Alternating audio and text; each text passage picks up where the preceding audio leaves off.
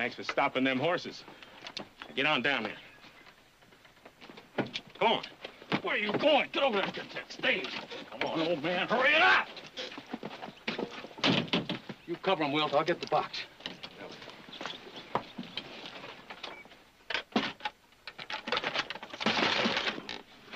After that gold shipment, I'm afraid you're a bit late. Shut up.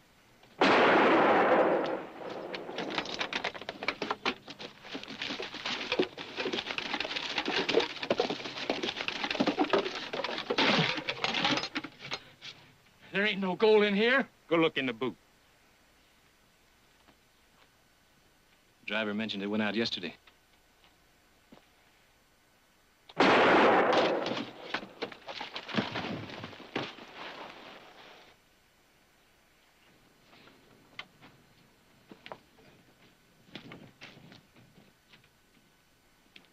He's telling the truth. All right, get your boots off. Get them off or you'll die in them.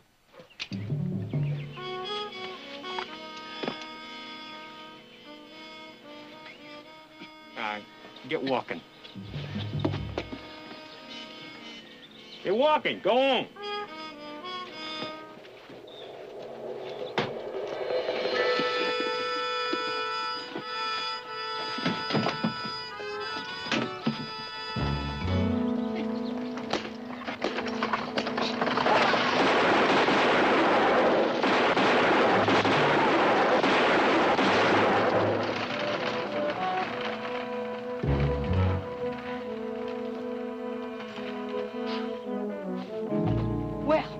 Didn't turn out too good.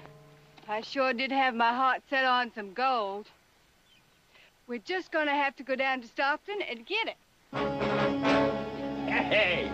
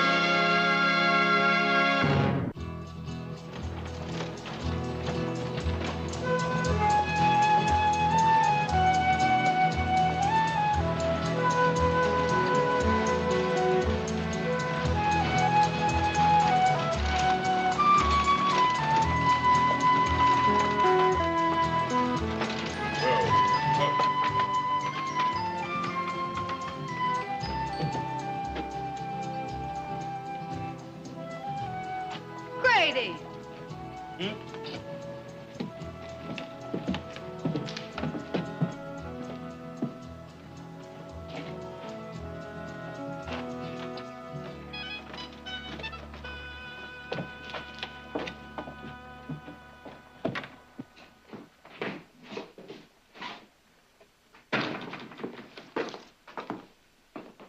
Would you mind going to the next window? I was just Oh, well now. We'd like to open up an account. An account? Well, yes, ma'am. You've come to the right bank and the right window. Oh, if you'll just fill out this form. It's just one thing. We heard tell there's been some robberies around here. Is this bank safe? You sure of that? You got a good, strong vault. Well, there it is, right there. It's the latest. Came all the way from St. Louis. If it wasn't safe, you can bet the Cattlemen's Association wouldn't put their money in it every Friday. Sure looks strong. We have a deputy making the rounds every night also. Every hour, on the hour. On the hour. Well, I'm glad to hear that. Sign the papers, Grady. Oh, there's a pen right over there.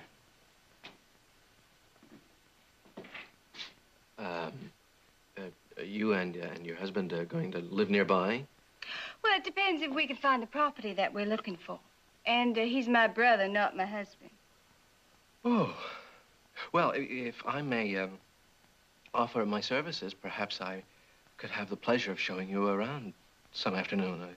There are some very, very fine places for sale. I don't know if a lady would be safe with you when you're out of your cage. Oh. Well, I'll let you know. Grady, you can take me to lunch.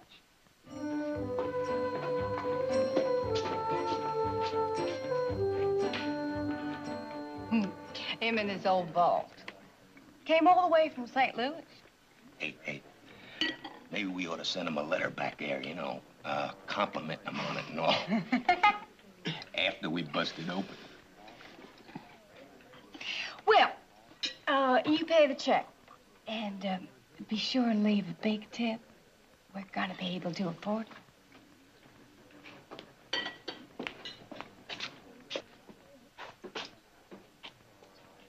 Jesse?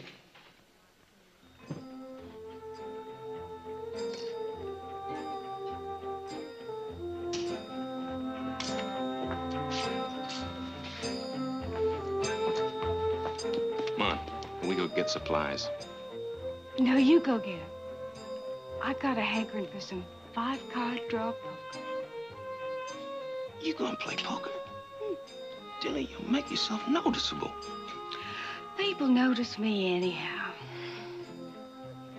Well, yeah, Carl and Wilt are waiting first. I'll be out later. Besides, I feel lucky today.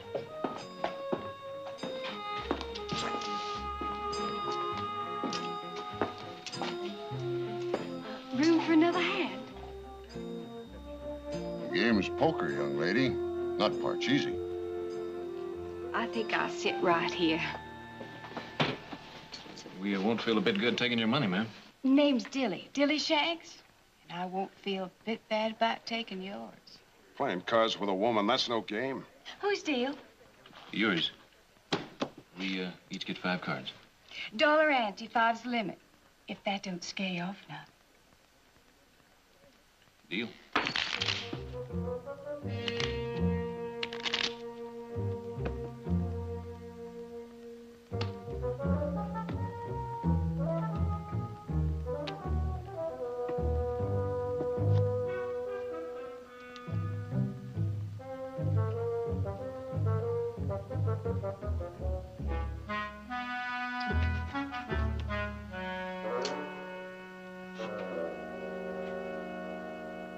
How many, Cowboy? I'll try 2. I ain't even gonna try. 2.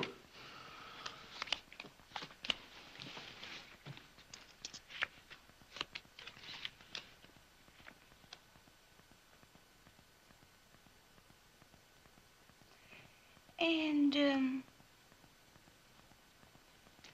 I think I'll help myself to one.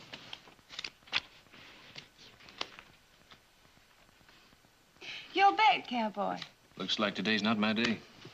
Oh, day's not over yet. Well, let's play cards. $1. You got yourself bet, mister. And a raise. You're bluffing, that's what I think. I'm bluffing?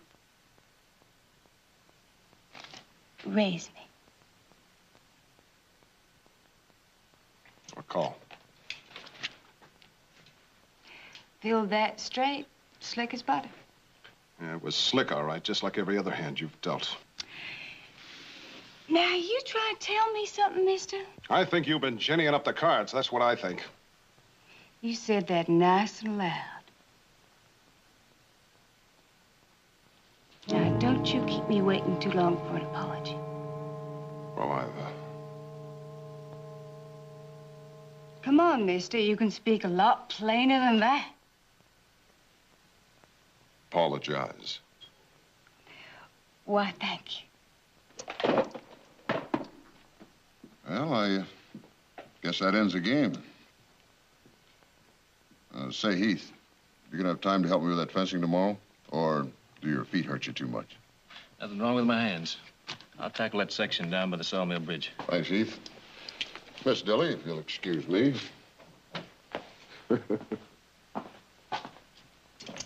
You work for him? No, he's a neighbor. Just helping out. They say God helps them that helps themselves. Pretty hard-hearted, aren't you? As I have to be, when I have to be. Anyways, that critter ought to know it ain't right to call a lady a cheat. I think he just learned that lesson. I tell you what, Heath. My, that sure is a pretty name. Seeing that I'm the big winner, how about me buying you a drink? No, thanks. I gotta be going.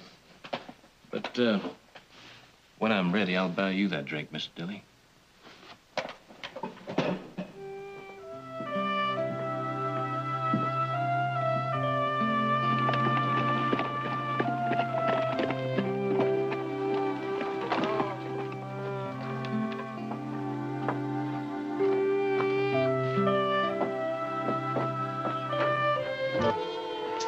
Ain't you boys got nothing better to do than sit around soaking up whiskey?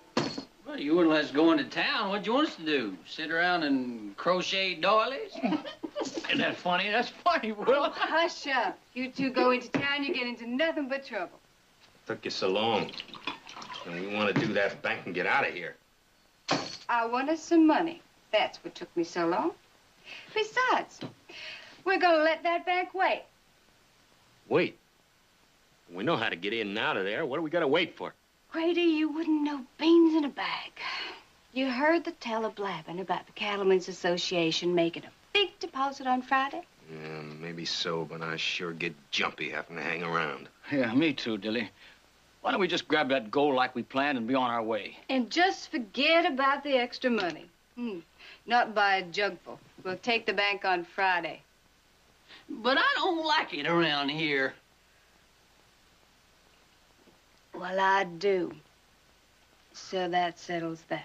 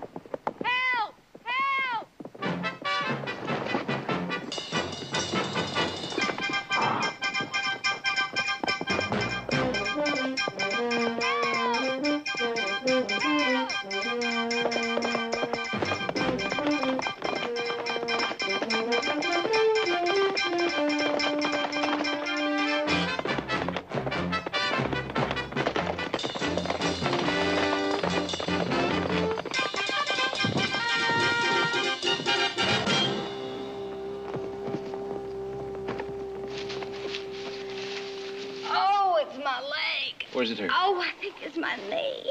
Well, try not to move it. Oh. What happened? Oh, my horse, it just ran off. Oh. The horse doesn't look too wild to me. Well, who knows what goes on in a horse's head? Or in a woman's? What's that? Well, it could have happened. I doubt it. I don't think too many horses got the nerve to run away with you. You know, I'm beginning to like it around here more and more. Well, you planning on settling here? Well, my brother Grady and I are looking for some land to buy. We aim to be real neighborly. You married? Nope. Promised anyone? No. Well, how about you being real neighborly? And, well, you must know some places around here for sale. How about showing me a few? Maybe, if you promise to teach me to play poker like that. Well, my daddy was a gambler on them Mississippi riverboats. They used to call him Velvet Harry because he dressed so well and had such good manners. He used to have his hair cut twice a week. And he sure knew his way around a deck of cards. Well, ever since I was just little Dickens, he used to play with me. I think the first words I ever learned were, "Ante up, folks." Well, I'll tell you what, Dilly. I was just about ready to finish up here. If you're heading into town, well, I'll buy you that drink now. How would you like a nice lemonade? Lemonade? Why, yes. I think I'd like that.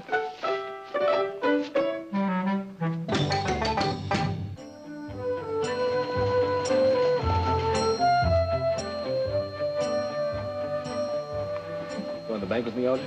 Oh, no, thank you. I want to look at some clothes. Brought enough clothes home from Europe to sink the boat. I said look, not buy.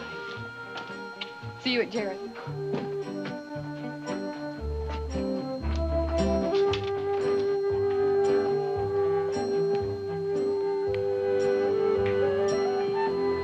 Excuse me. I was just about to try that on. What do you think? I think it's very becoming, but I think it could be straightened a little. Well, maybe you could use some straightening yourself. You did ask me. I wasn't talking about the hat. I was talking about you and Heath. Well, what about us? Who are you? I happen to be a very close acquaintance of his, if you want to know. A close acquaintance? More than a close acquaintance, if you want to know. And I'm telling you, whoever you may be, that you just better keep away from him or you're going to be sorry. I gather you have a romantic interest in him, Miss Shanks. And you gather rightly. Now, look, I don't aim to get ugly about this. It's just that, well, we have an understanding, that's all. I see. Well, you certainly don't have to worry about me, Miss Shanks. I could never be a rival of yours. Glad to hear it. Besides, Heath and I, we plan to see a lot more of each other. So if you'll just excuse me, I have some things to buy. Then she said you'd better keep away from him or you'll be sorry.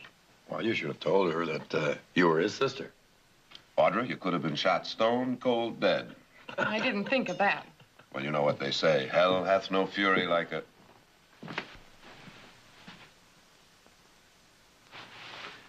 Well, for a minute there, I thought I forgot to put my pants on. Morning. Morning. Say, Nick, I won't be able to check out that will this afternoon. Oh, it can wait. You, have something more interesting to do? I promised to show somebody around the old Webster place. Anyone I know? I don't think so. Pass it, Butter. It's right in front of you. Good morning. Morning. Good morning. Morning, Mother. Good morning, Heath. Morning. Well, I know it's very early in the morning, but I detect something's going on. What is it? Nothing, really. I was just about to tell Heath I met a friend of his yesterday in town, a Miss Shanks. She seems to think quite a lot of him. Was that right? Pass the sugar. Right in front of you. Oh, more than that. She just about challenged Audrey here to a duel. I understand Audrey wouldn't stand a chance. She draws like a hired gun. Well, she sounds like a fascinating creature. I'd like to meet her. Oh, we'd all like to meet her. Meantime, why don't we let Heath have his breakfast in peace? Yes, we ought to let him have a peaceful breakfast. Because he's probably in for an exciting afternoon. Of course, it'll be a lot of work, but there's water here, and that's the main thing. Water, that's the main thing. How many head of cattle your brother figured on running? Well, I don't know for sure. You like this place, Heath? Well, who wouldn't? It's some of the best land in the valley. Do you ever think about settling down? Having a place of your own? Oh, I've got my own place. You do? My family and I, we run a few head. Family. That ain't the same as having a place of your own. You know, like a man and a woman having theirs. You ever think about that? Well, it passes through my head every once in a while. Funny. I never thought about such a thing in my whole life before. Yeah, well, guess we better be getting back, huh? I sure do like you, Heath. Thank you, Dilly. I like you. Well, that ain't what I mean. What I mean is, well, I guess I mean I love you. Love me? We just met. Oh, well, don't you go laughing at me. Well, I know it ain't a girl's place to be saying it first, but when I have something on my mind, I say it right out, okay? Okay. Well, if you're surprised, it ain't nothing compared to what I am. Why, if somebody told me I'd be feeling this way, but I do. That's all there is to it.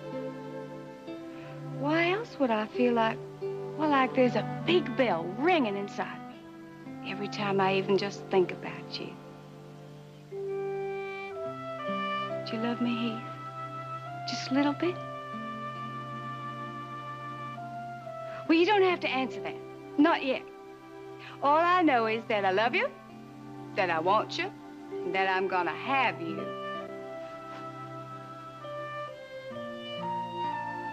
Hey, that wasn't so bad, was it? No, Dilly, that was nice. Well, now you understand how things are. I don't think you understand. When I love a woman, it's got to be in my own time. Why, sure, Heath. Take your time. Take all the time you want. And it's got to be in my own way. And she's just got to let it happen. And I've got to do all the courting. Sure, Heath. You can't help the way you feel, neither. I understand. Let's get back.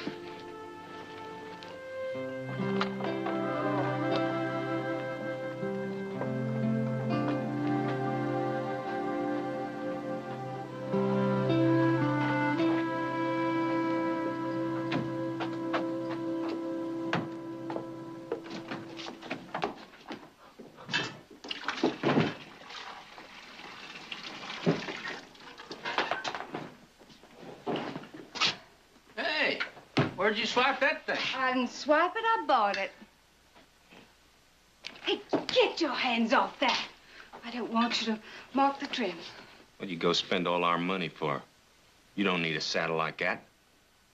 Besides, it's kind of big for you, ain't it? Quit your bleating. It ain't for me. Well, who's it for, then? A personal friend of mine.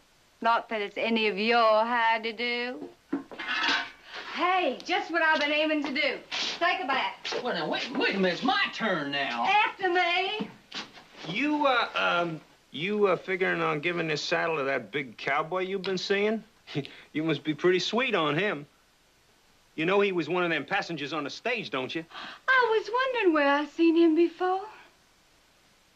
Now, as to whether I am sweet on him or not, what if I am? Oh, well, no one's saying that you can't have your fun, Dilly. You done it before. It's just that, you start getting serious, and that's trouble. That's nothing but trouble. You gotta remember that we got that bank waiting for us, and then we're on our way. Well, I guess this is as good a time as any to tell you. I'm staying in Stockton. And what kind of talk is that? Dilly, what are you going to do in Stockton over there by yourself? That's just plain dumb. It ain't so dumb to own your own ranch. There's a place around here I can get reasonable. Besides, I'm getting married soon. You? Married? That's pretty good. Did he ask you? Just about. Well, he ain't the type that goes around passing out proposals to every girl he meets. But he's just as good as told me that we'll be getting married soon. You know that there ain't no cowboy makes enough money to keep a wife, especially one like you. He's got some land of his own, and a few head. That, on top of what I intend to buy for us, do pretty good. Well, let me see now. You plan on settling down and working a few acres of land and running a few head and living happily ever after, huh? You just called the turn, Grady. Me and Heath, we're gonna settle down, work the spread, put in a few saddle stock, and the best breed of cattle.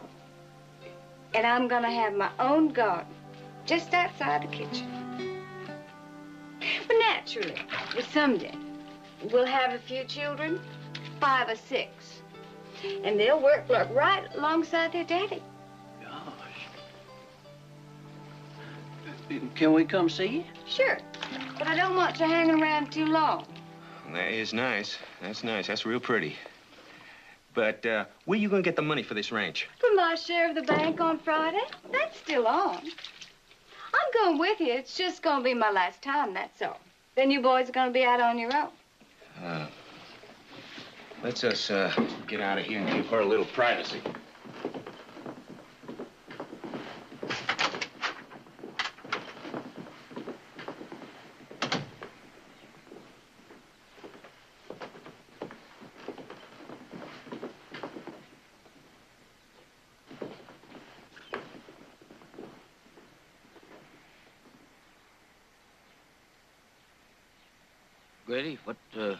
Grady, what we're gonna do without Dilly? And you know she's the one who does all the figuring. There ain't no reason why we can't do all right without her. You think that you're fooling yourself? We ain't nothing without her. You know it. Maybe she'll let me come stay with her when she gets married. She ain't getting married. Well, Grady, you heard what she said. I said she ain't getting married. We're gonna make sure that that cowboy don't marry nobody's sister.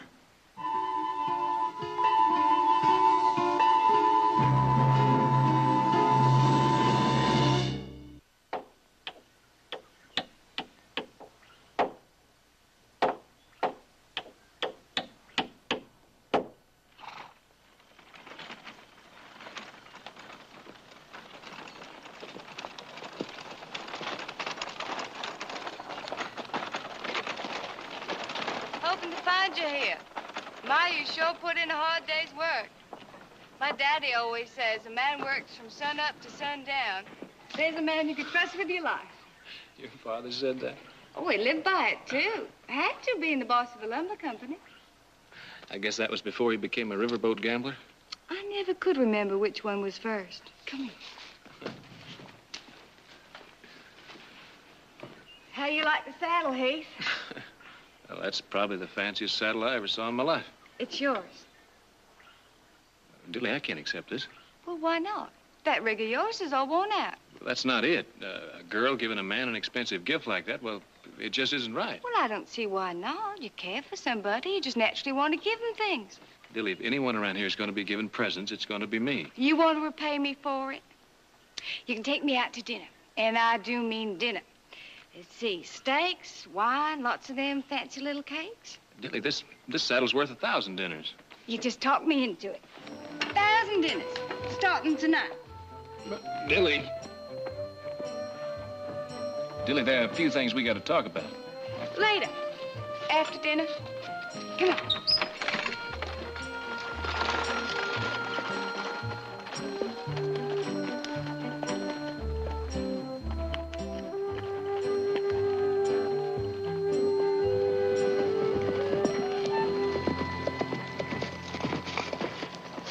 Oh, that's beautiful, Heath. Yes, it is. A gift from someone? How'd you know? Because I know you, and that's not the kind of a saddle you'd buy for yourself.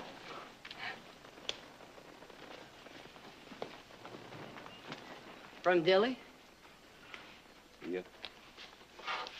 Well, she must think an awful lot of you. I guess so. And you, Heath? She's not like any girl I ever met, Mother. She's one of a kind. I've heard stories. Well, they're true. She's as ladylike as a rebel yell. She gambles, she chases a man instead of the other way around. She says exactly what she feels. I guess you might say she's like a little girl, just plumb full of surprises. You never know what she's going to do next. But when I'm with her, I don't know, I feel like smiling all the time.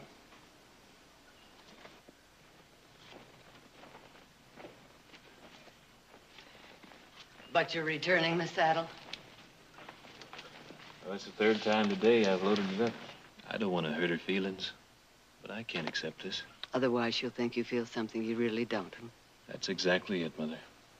And whatever it is I feel, I don't think it's love. Then she has a right to know that, if you're sure. I'm sure.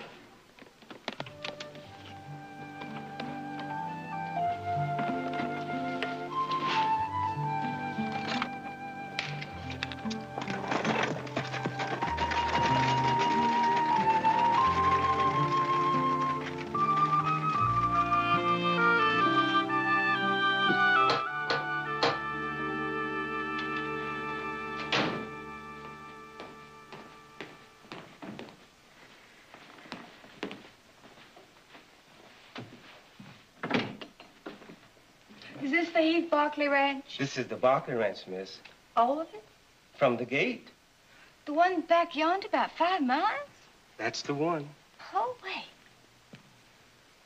Mrs. Barkley, this young lady's looking for Mr. Heath. He left for town. Oh. Oh, well, that's all right. I was just out riding, and I thought I'd drop by. But it's okay, because he's going to be taking me out to dinner tonight. You must be Miss Shanks. Dilly. Please, come in and have some coffee with me. Oh, all right. Silas. Heath must have told you about me. A little. Well, he ain't exactly talkative. Not like I am. I think maybe that's one of the reasons I feel about him the way I do. Anyway, I could never get along with anybody like me. You're in love with Heath, aren't you? Yes, ma'am. And that's coming straight out with him. And I'll tell you something else. He loves me, too. And one of these days, we aim to be married. Oh? Well, he hasn't exactly come out with it yet. But he's sure been hitting around. Miss Shanks, Dilly, I know Heath pretty well. And he's not the kind that hints around. Are you really sure he feels this way? Well, I know him pretty well, too. And I say we aim to be married. And I hope you ain't gonna talk against it. No. No, I'd be happy to welcome any girl of Heath's choice. It's just that I feel... Well, maybe you don't think I'm good enough for a place like this. Well, let me tell you, my daddy was in the cotton business down south, and we had a house big as this, even bigger. Well, it's not a question of a house or how big it is. I'm talking about Heath's feelings for you. You see, Dilly, when you love somebody and you want a future with them, it's very easy to misunderstand. Do you know what I'm trying to say? I know what you're talking about. I ain't that green. You just don't take to me. Well, that's plain. But it ain't gonna stop us. No, Dilly, no, you're mistaken. You pick a fight with me, Mrs. Barkley, and you're gonna lose. And maybe even get hurt in the bargain.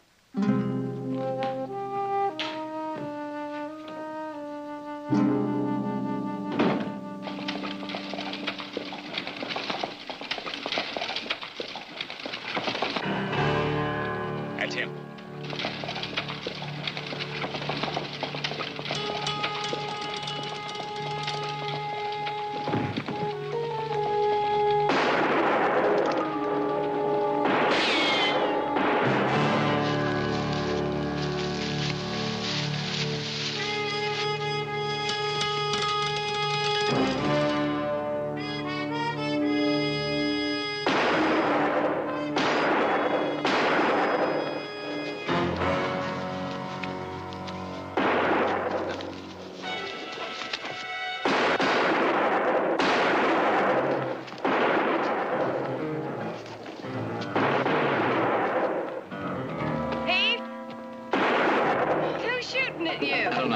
Where you came from.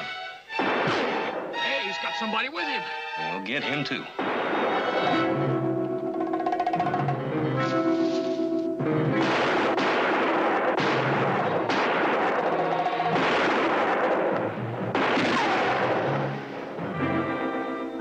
Hey, that's Dilly.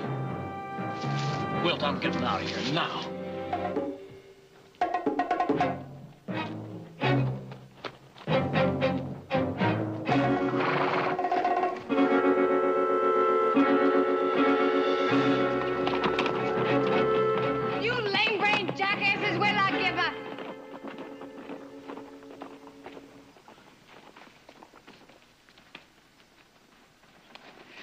Bet you could have taken care of them yourself, Heath.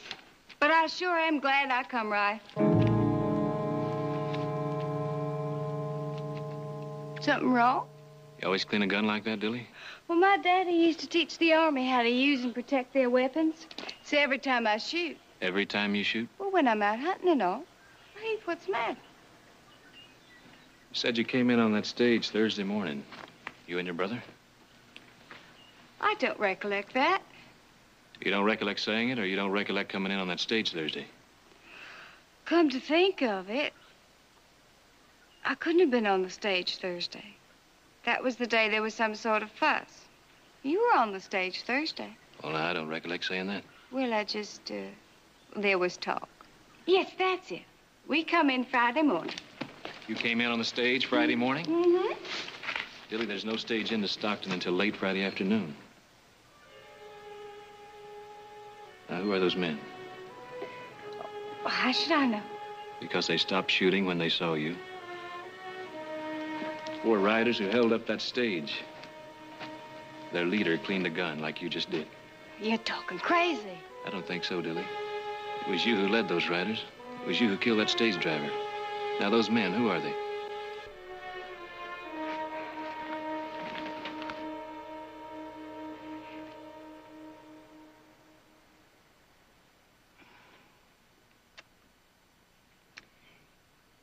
Them three's my brothers. And the four of you, a gang. How long you been in this business? Ever since we found out farming a hard rock farm was as good as being dead. So you took up robbing and killing people? That's right. We did. I've been all over, seen plenty, had exciting times, and I liked it. That's the truth. I did like it. I guess we just weren't the type to sit on a hard rock farm and without a dime in our pockets. So to put a dime in your pockets, your brothers are ready to kill for $6.20. That's exactly what I've got on me. That ain't why they bushwhacked you. They tried to kill you because of me. I told them that we were getting married. Married? How could you tell them that? You know that's not true. But you don't understand, Heath. I'm giving up all that wild stuff. I'm gonna settle down and make you a good wife. Tilly, just because you want something, that doesn't mean that's the way things are. Well, what about the Webster place? You said you liked it, and you said you want to settle down someday and be married. Nobody'd try and make you a better wife than me, Heath. I swear it.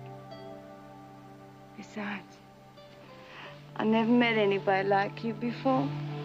I'd do anything for you. I'm so in love with you. Dilly, I'm not in love with you. And even if I could be, that changes everything. Can't you see that? Sure you're not in love with me. Rich folks never take to anybody but their own kind. I seen that big house of yours and that fancy butler. What would you want with plain folks like me? Dilly, I saw you kill a man. Forget that. I don't think I could. Well, I help you forget it, Heath. Heath, I've changed. I know I have.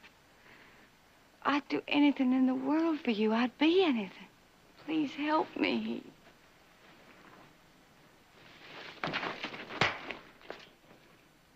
I'm sorry, Dilly. I'd like to walk away and forget I ever met you, but I can't. Turn round. You would have turned me in, wouldn't you?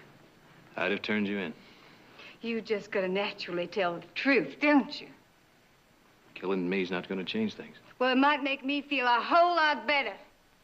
Now, I've got another plan for you, so you just get on. Come on, move.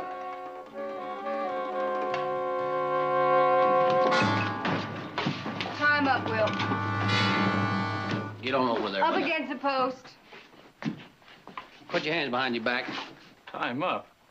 Well, now, Dilly, isn't that a funny way to treat your intended? Don't you give me none of your jaw. He ain't gonna be nobody's intended. And what's he doing here? We're gonna use him when we take the bank.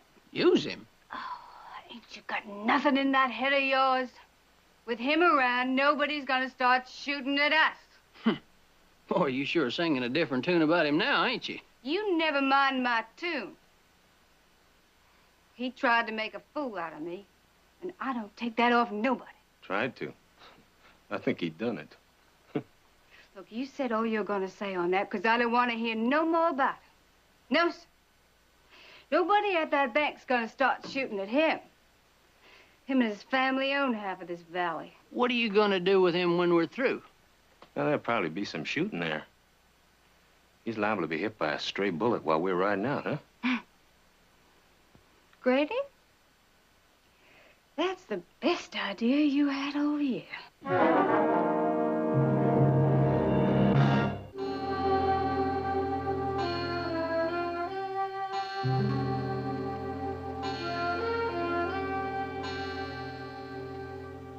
Well, I sure didn't expect him home early. From what I saw of Dilly, saying goodnight's not going to be that easy. Pretty girl, full moon shining down. Could have just changed his mind, you know.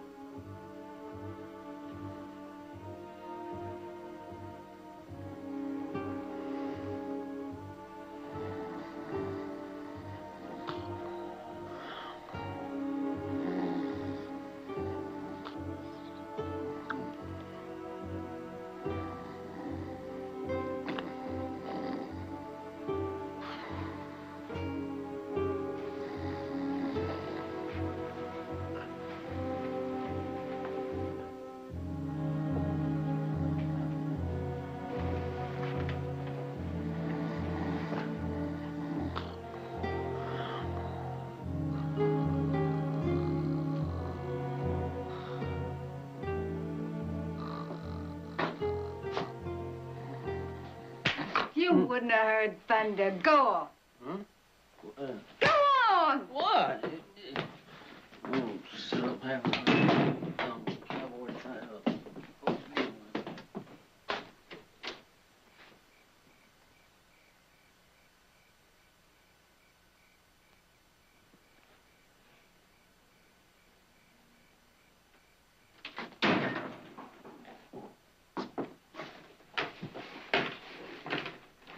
You know, this is plain crazy, Dilly. I know that bank. It's too well guarded. You'll never get away with it. Well, if you'd loved me like I loved you, none of this would have happened. I can't help the way I feel. Well, you never gave it a chance.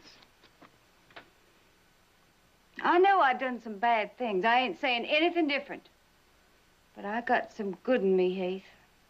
I know I do. If you'd just taken to me, all that good would have come pouring out. You wouldn't have noticed anything else. It just doesn't work that way, Dilly. Well, that's all you can say, ain't it?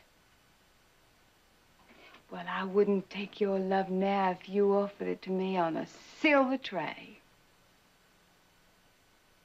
Trouble with you is you don't know what a woman is.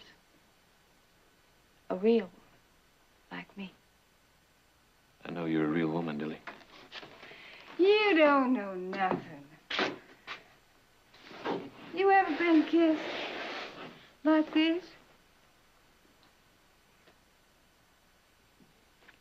Hmm? Or like this?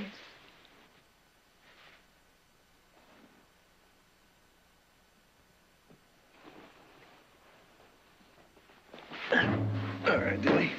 We're getting out of here right now.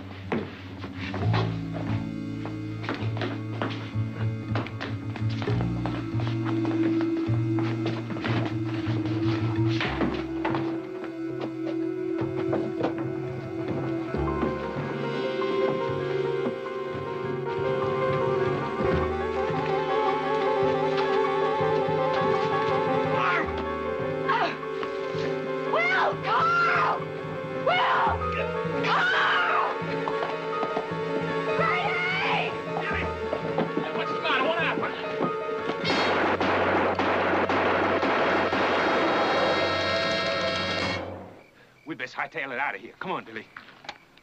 Oh, Dilly, he wasn't worth it. I'm glad it's over. It ain't over yet. Dilly! Not until I give him one last thing to remember me by. But he's gone. Dilly, he's got our fastest horse, and we can't catch him in the dark. The ranch is there. It hasn't moved. Mr. Heath Barkley won't be so high and mighty with that fancy house of his a pile of ashes. You mean burn him out? Right down to the ground. Dilly, he's going to get the sheriff. We got no time. We got time. They ain't gonna look for us there.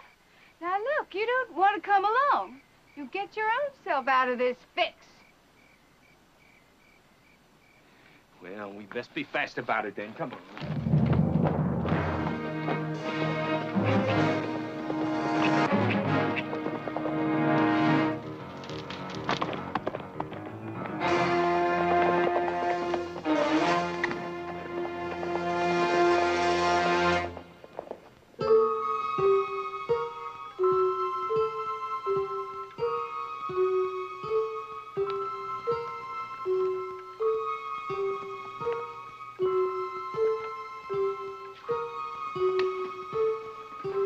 Mother, why don't you go on to bed? I'll turn those on. I thought you'd gone to sleep. No, I felt a little restless, so I thought I'd do some work on the payroll. Good night. Good night.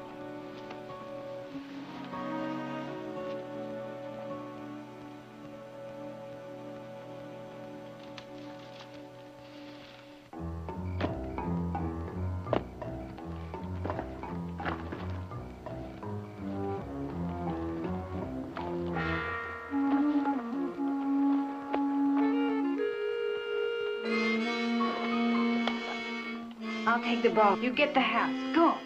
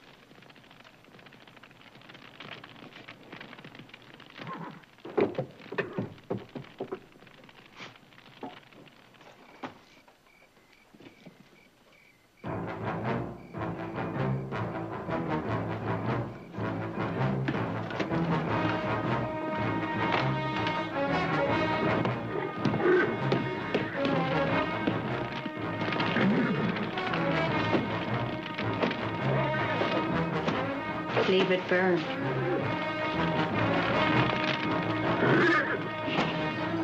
I said leave it.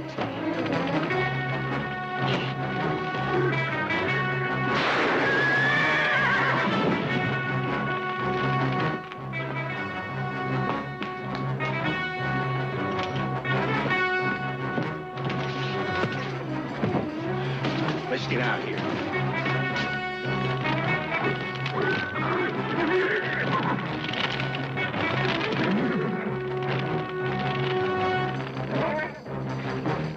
Tilly.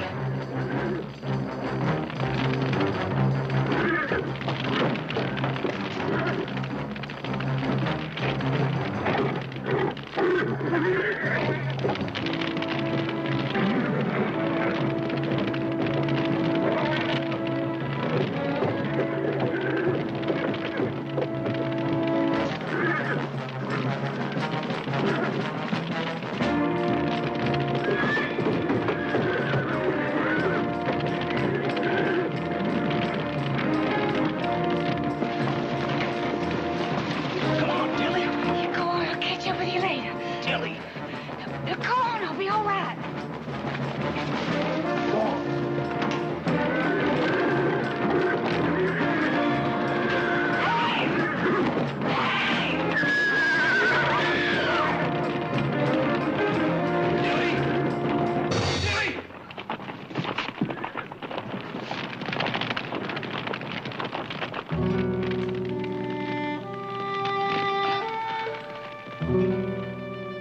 Dilly?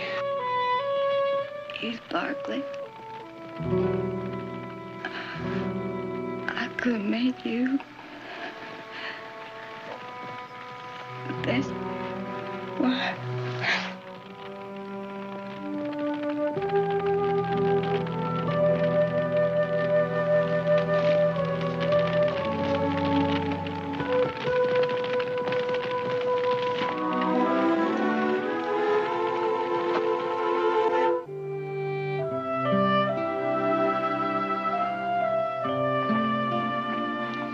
I just talked to the sheriff. He caught Dilly's brothers. I didn't think they'd make it without her. Well, perhaps Dilly would have made it if she hadn't come back for you. Never did get around to returning the saddle. Why didn't you? I don't know. Say, you going for a ride? Mm-hmm. You know, I got 100 things to do, but mind if I go along? I was just about to ask you.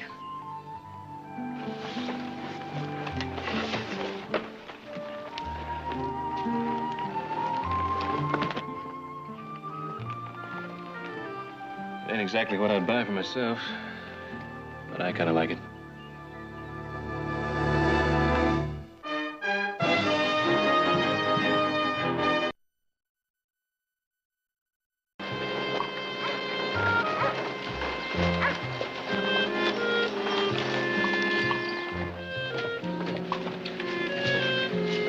Mrs. Barkley? Yes.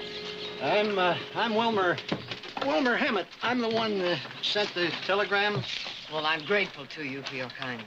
Well, a man ain't got a right to call himself neighbor. He ain't helpful. The house is right up the street. Well, we still can't believe it happened. The Millers were the best you could find.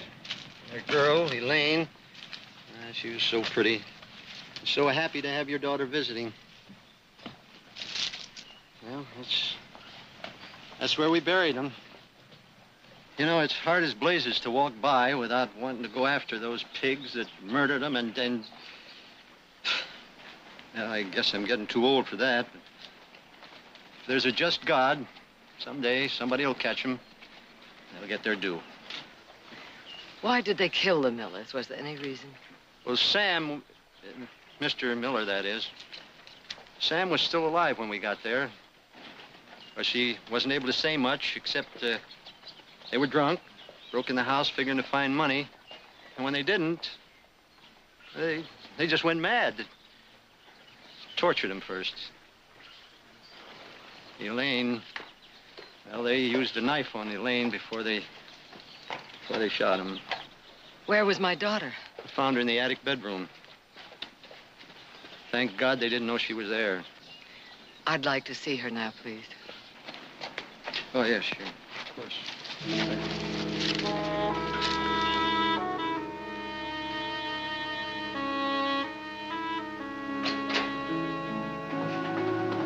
Audra. Audra, I'm so good. Audra. Didn't you tell her? Tell me what? Well, I tried. The shock. She must have seen what happened. She can't hear or talk. It's like she never saw any of us before.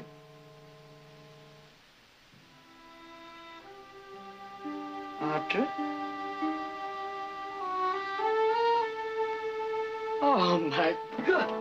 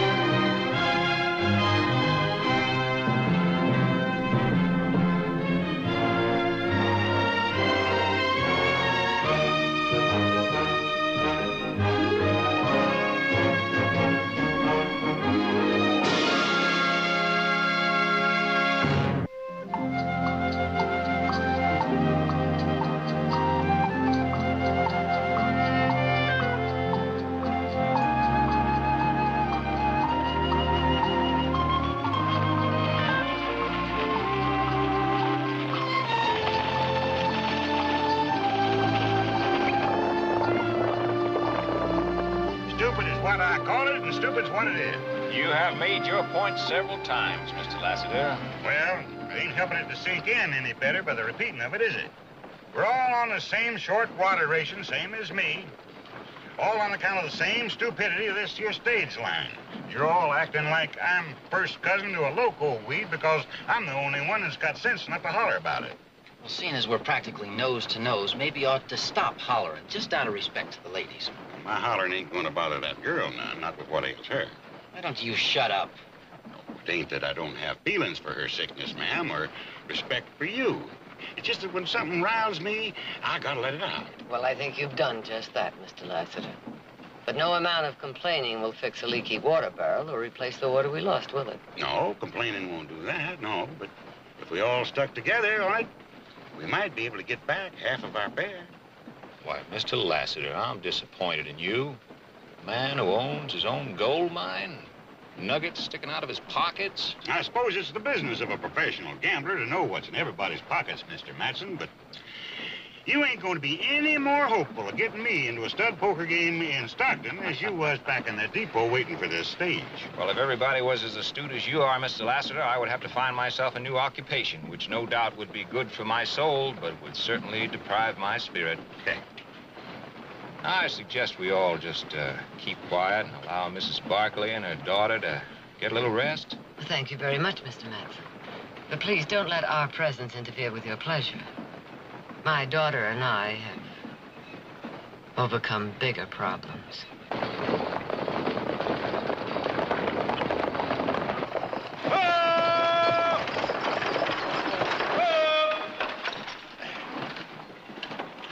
Stopping for water rations? We're stopping for a lame horse. You can all get out and stretch your legs. Miss Barkley, I make it my business to mind my own, but I just can't help thinking a girl as beautiful as your daughter certainly should be blessed with a voice to match. She has a beautiful voice. I've been on some hard luck trips in my life, but this beats it. Fool horse picked up a pebble under his shoe. Now, you ain't gonna stop to rest him, are you? I gotta be in Stockton tomorrow. I ain't resting him. I'm leaving him. He can't hardly touch ground with that hoof. But we're 3 hours late already. And you're gonna be later. All right, everybody, half a cup of water each, no more, and let's make it fast. I haven't had enough trouble. Now we gotta lose a horse.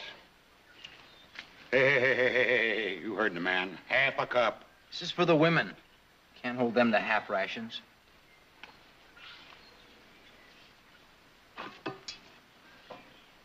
Miss Barkley? When she finishes this, I'll bring you some more. Well, seems to me you brought us our full quota. I'll share it with her. Well, nobody minds if the women have a bit more. We do. But thank you just the same.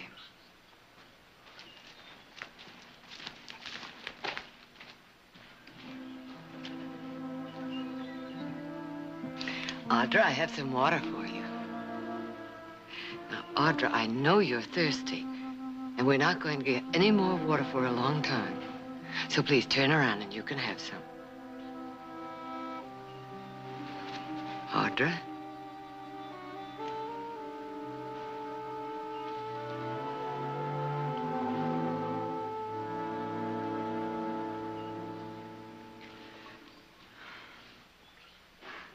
Let's head 'em up.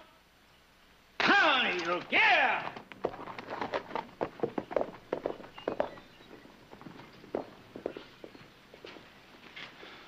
We're short of water, driver. We're short of water, and we're shy of horses.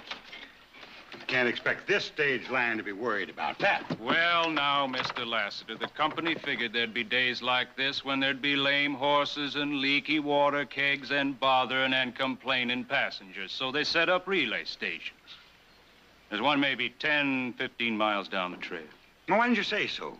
Why didn't you ask? Let me help you, ladies.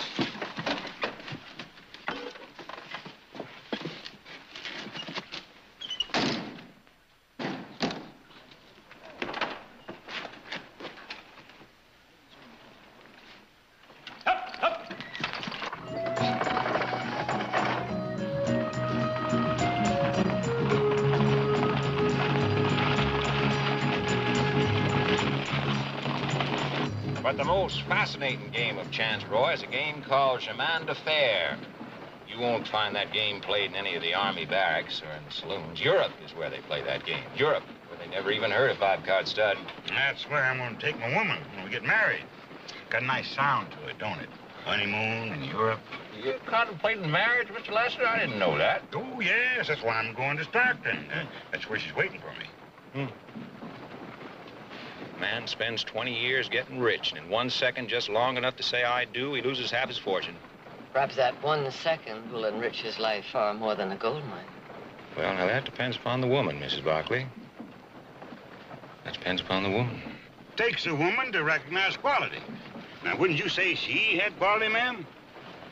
Ah, yes, she's lovely. Congratulations. Hey, we got company.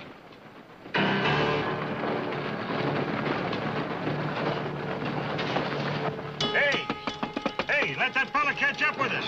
Let him ride inside. Hitch up another horse.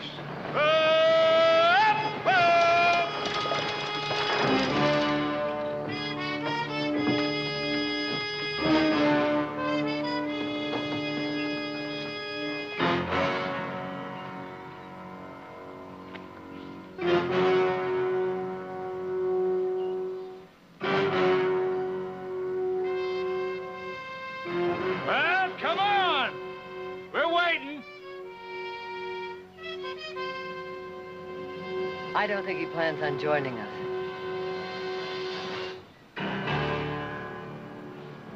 Well, all right. It's gonna be so doggone private.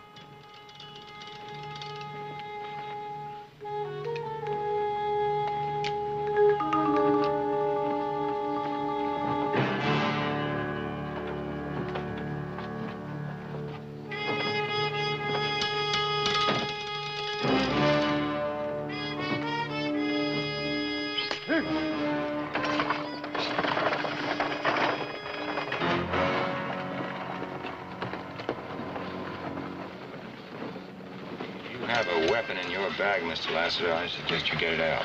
I'm a prospector, not a gambler. I never had any need of weapons. Well, you've been lucky so far. I sincerely hope your luck holds out.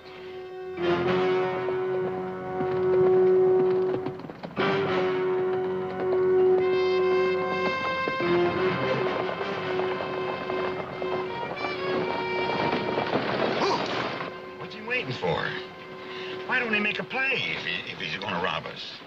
Maybe he's not interested in the same things you are, Mr. Lassiter. What's that mean?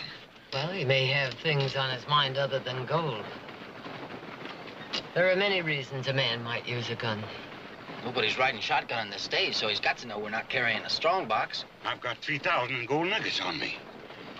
If he comes at me, I'll give $500 to the one who cuts him down. $500. Well, if he is interested in money, I think he's after higher stakes. Mrs. Barkley is a rich woman. She'd bring a big ransom. You'd have to climb over me. And I don't need no offer of pay either. Seems to me I spend the best part of this journey thanking you. That soldier suit sure gives you a lot of guts, don't it, Sonny? Maybe everybody's right. Maybe he don't want money. Maybe he just wants revenge. Maybe he's a breed out there under those white man's clothes, looking for revenge for the massacre of his tribe that you soldier boys pulled off. I never massacred nobody. I never had this uniform on until 3 days ago. I just signed up and I got a 2-week furlough before I have to report. Mr. Lassiter, you haven't said one right word since you got on this stage. Well, maybe this is the right one. Maybe he's after you. Maybe you second-carded him in a poker game and won his ranch. Or hearing your low opinion of women, maybe you ruined his sister or took his wife. Maybe you'd like to get your head blown off.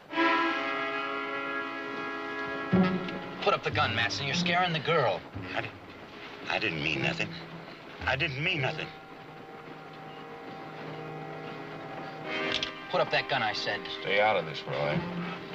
Wouldn't you say, gentlemen, that the rider out there is getting just what he wants? We're at each other's throats.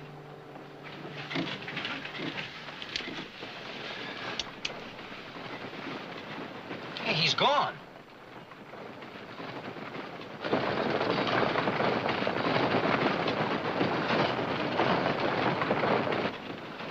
Well, we scared him off. Now we'll have fresh horses and water and... Oh, now I never was one to hold grudges, and I ain't too stubborn to make apologies. We got 10 or 12 hours before Stockton. I say let's just forget all these little disagreements. That's better, Mr. Lassiter. Relay station!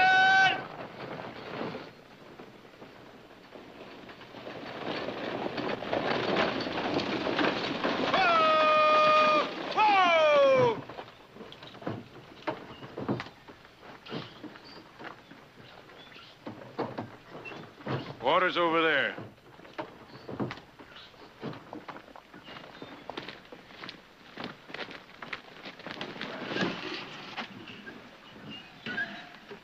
It's awful quiet. Suits me fine. Hey! Anybody?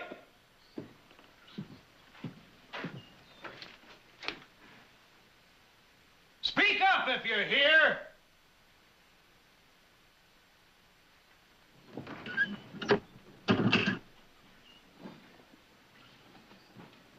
Nobody around. Horses are gone, too.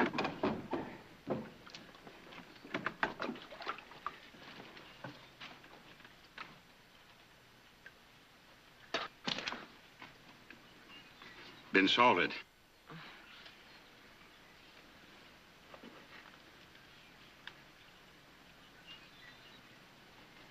Look. You better get inside.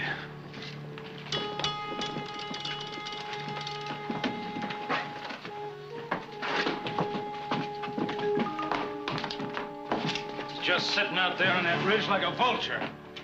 Well, we'll just sit right here and outwait him. I'll see if I can find something to eat.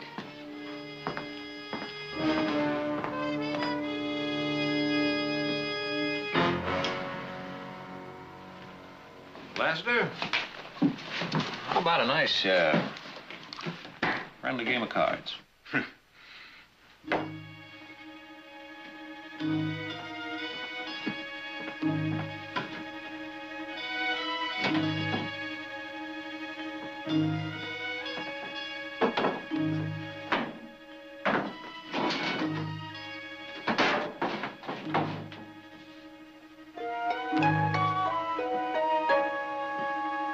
I found this.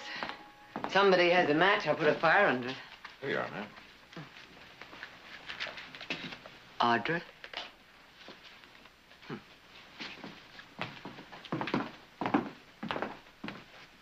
You can bet your bottom dollar that leak in the water keg was no accident. What about that pebble that lamed our lead horse? Well, you're all talking kind of crazy, like that fellow's some kind of a magician or something. Like he can be all places at one time, like he knows every move we make.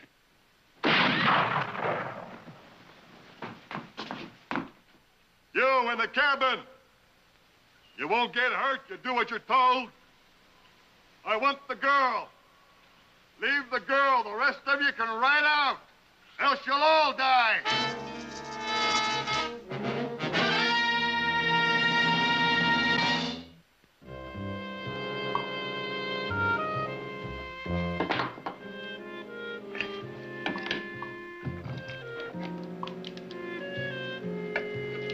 Hungry? These will be ready in a few minutes.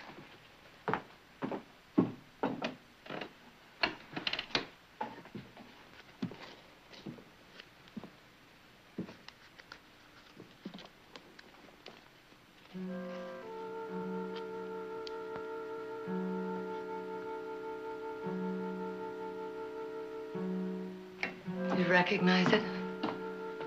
You've been shopping at Chef's ever since it opened, just before you left for High Ridge. Remember, you bought Nick a pair of silver spurs there because he stayed up 2 nights helping you fold Betsy. Nick is your brother, and you'll be seeing him soon, and you'll be seeing your other 2 brothers, Jared and Heath. Oh, Audra. Audra, I know what you've been through. It was a nightmare. But it's over now. It's all over. You can't shut your mind off forever. Audra, you are going to listen to me. I am going to make you remember. Now listen to me. Now, we'll start at the beginning. You were in the attic bedroom. 2 drunken cowboys broke into the house. And when they couldn't find what they wanted, they tortured the Millers. They used a knife on Elaine. Nothing could stop them. And then they killed them. Now face it. Face it. They killed them in cold blood. They would have killed you too, but they couldn't find you. But you're safe now. You're here with me and you're safe. And I won't let anybody hurt you. I'm going to take you home. Home to the family that loves you. Oh, God. Oh. Oh, God. You stink to high heaven, Lassiter. Well, why should we give up our lives for some girl we never laid eyes on 3 days ago? Well, that's what we're all thinking, ain't it? Oh, shut up, will you? Now let the man talk. Man's got a right to talk. Anyways, look at her. She can't understand a word we're saying. Do you, honey?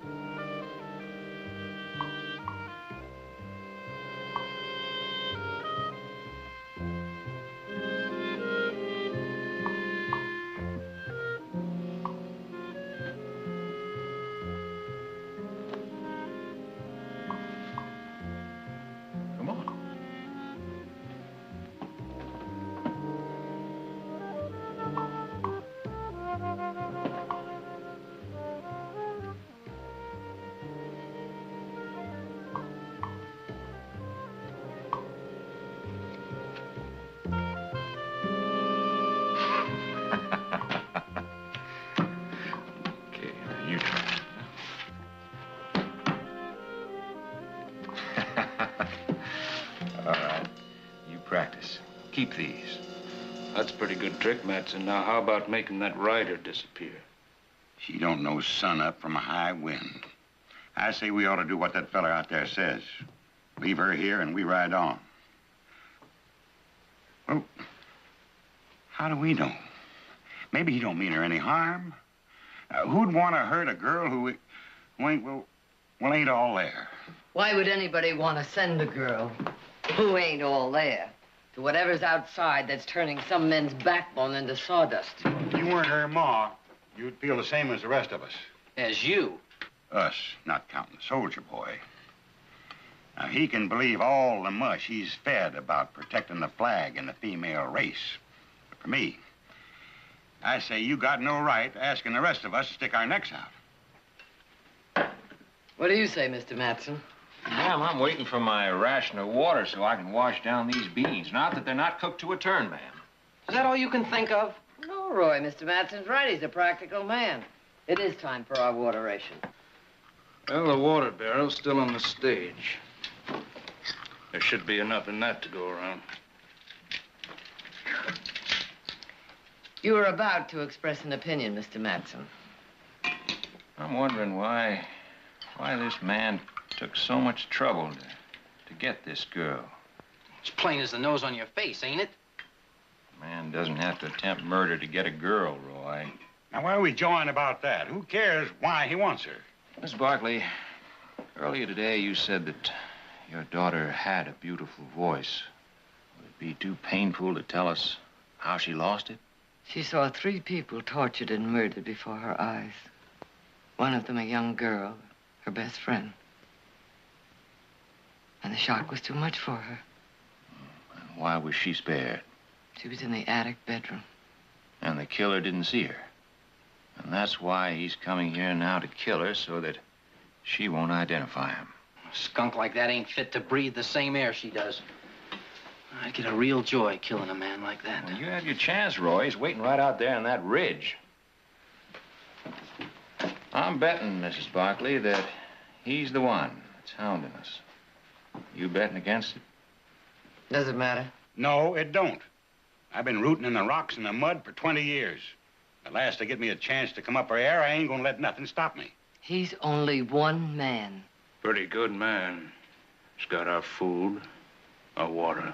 You're 4 to 1. You got a blood feud with the killer. That's your business. My business is to get to Stockton. We'll get to Stockton, Lassiter. Maybe. Maybe too late for me. Maybe she won't be waiting for me. Maybe she'll think I'm not coming. She knows you love her. She'll wait. She don't know nothing about me except what I wrote in my letters. Mail order bride? Something wrong with that? Nothing, nothing. And she will wait for you. If we don't make a deal with that bushwhacker, I'll show up in a box. Oh, no, no, Mr. Lassiter. He's a coward. He'll never come within gun range.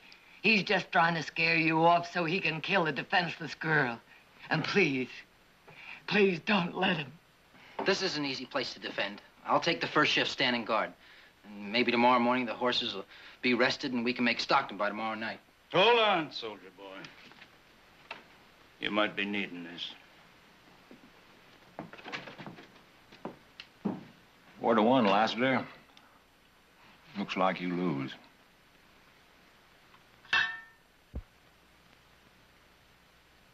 Ma'am, this time you keep your water ration.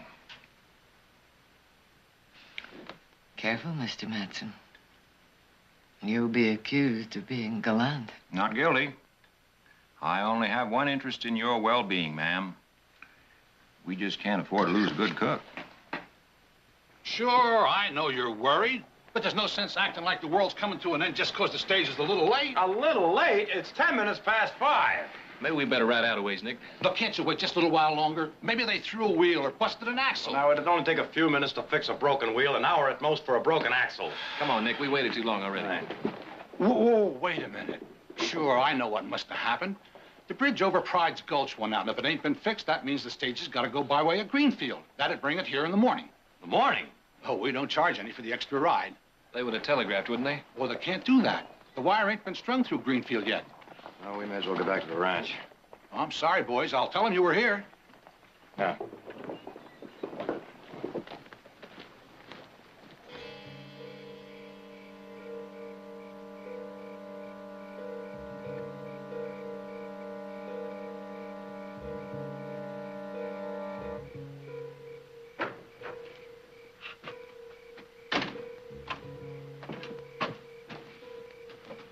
on. I'll take over. You ain't made a move. How do you know? That campfire could be just for show. He could be crawling down that hill at us right now. You think so? I don't know the man. I don't know what's on his mind. You want me to stay out here with you, I will. No. One of us is enough, I guess. You sure? I said so, didn't I?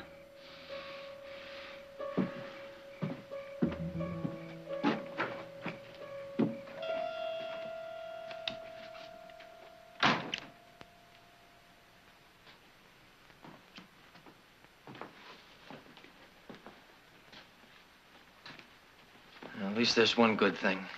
She doesn't know what's happening. I apologize for that, Mrs. Barkley. That's all right, Roy.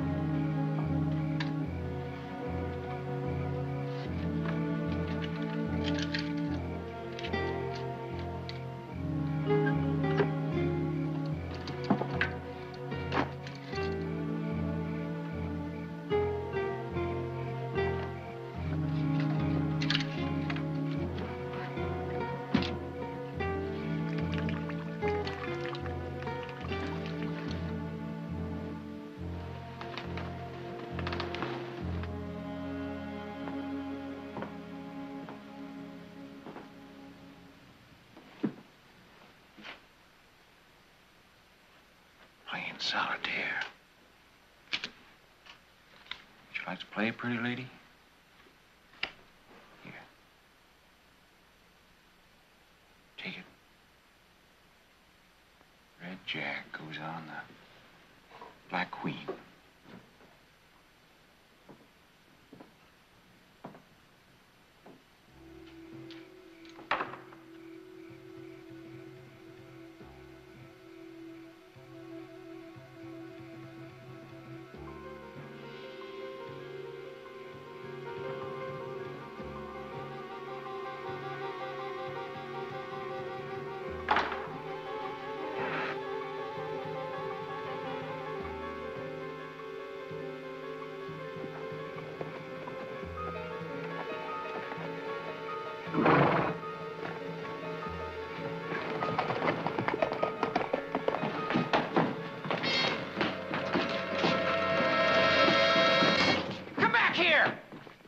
He stole my shotgun. And a horse. All on account of her! She ain't worth nothing! She ought to be put away! Stop it! Stop it, both of you! Did you hear what he said? Doesn't matter now.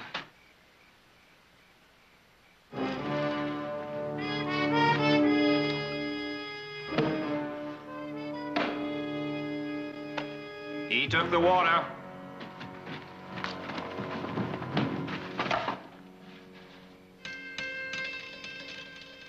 Whoever he is up there, he sure knows how to drive the pikers out of the game.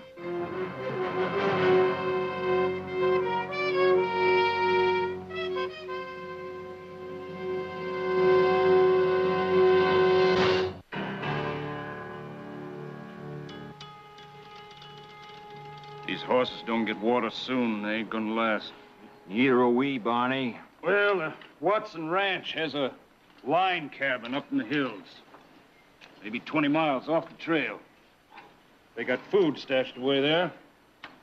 Maybe they got water, too. Water, but you're not sure. No, I ain't sure they got water. And I ain't sure 2 horses in their condition can pull a full stage for 20 miles. Mister, I ain't sure of nothing.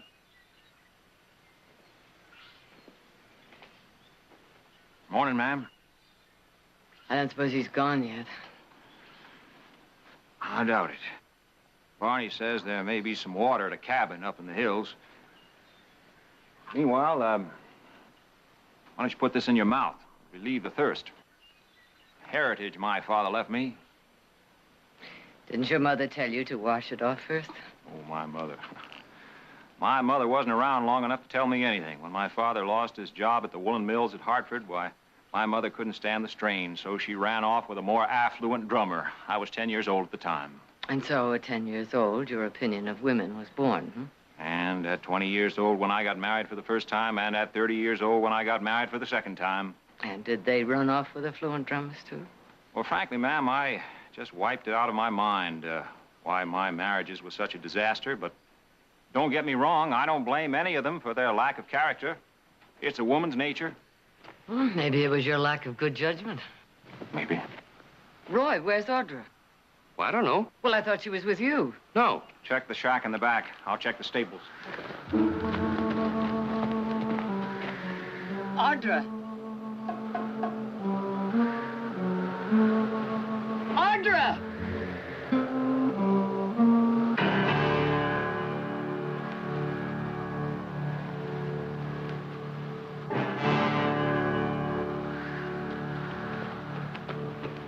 Audra!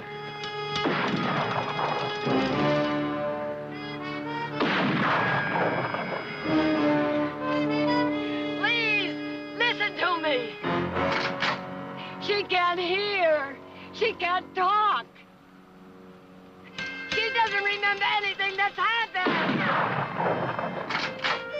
Listen to me. She can't testify against you.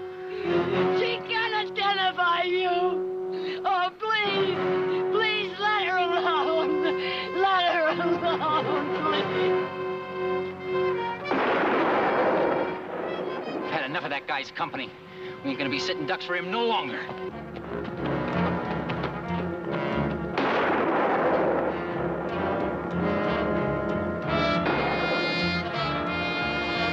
You two all right? We're all right. He's gone! Maybe you got through to him. I hope so. Roy scared him off. In any case, we better get back to the stage. Come on.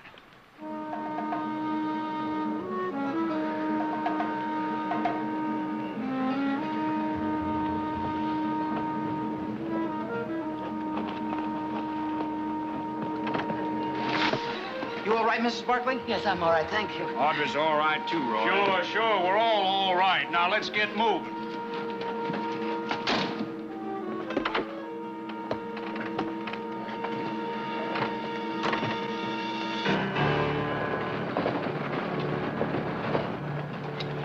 You sure don't discourage easy.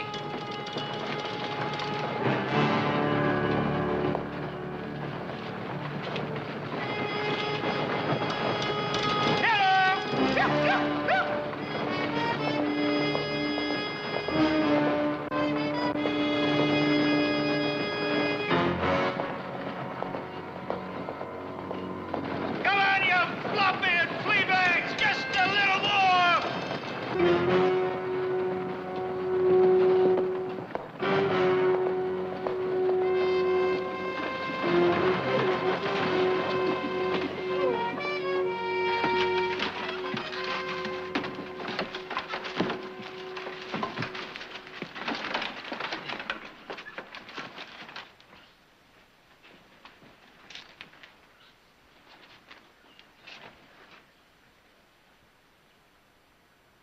He got us beat. But how did he get here before us? Doesn't matter how. He just did. There ain't a drop of water between here and Stockton. Well, we can survive longer than that without water. Look. Lady, I'm checking out. Oh, no. Will $5,000 get you to stay? Lady, where does a dead man spend $5,000? Don't unhitch that horse. That horse is company property. I just bought it. And Mr. Matson has a gun to see that the deal sticks. Well, if Mr. Matson has the brains of a goose egg, he'll check out with me. Each of you gets $5,000 the minute my daughter and I set foot in Stockton. Oh, I don't need pay for the privilege of escorting you and your daughter to Stockton, Mrs. Barkley. The purpose of the young is to make the old seem greedy and corrupt. I accept your offer, Mrs. Barkley. We can't force you to stay. Now, that's a prime choice, ma'am. Go on foot without water and die alone, or stay here and die with some company.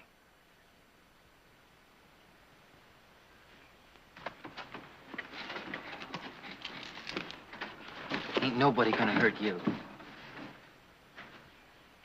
I'll see to that.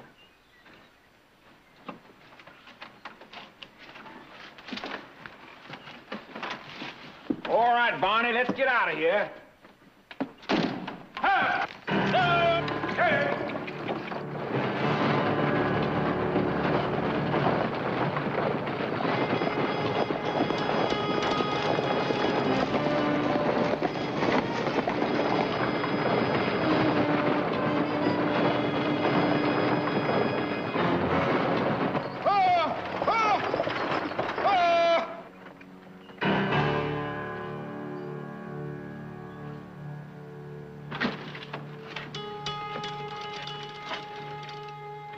It's a trick. Could be.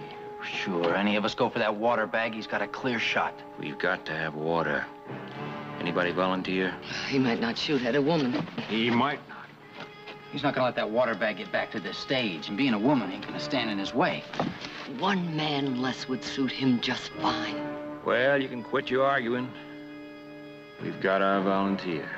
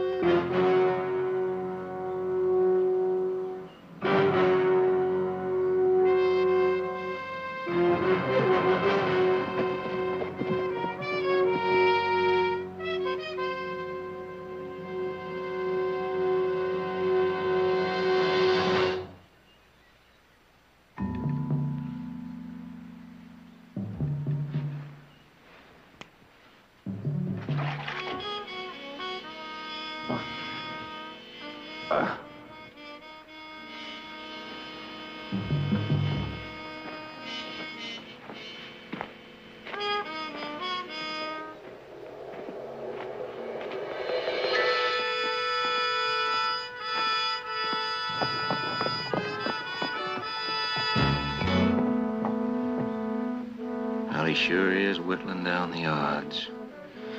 I can drive the stage. Start driving.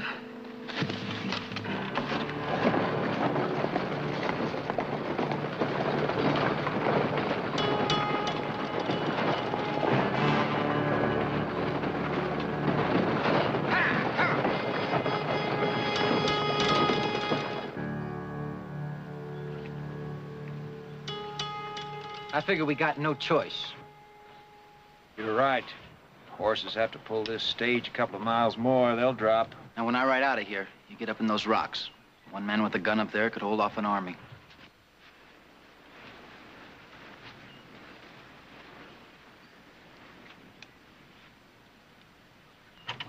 He's gonna chase me. He's gotta come right by here, so you'll have an easy shot.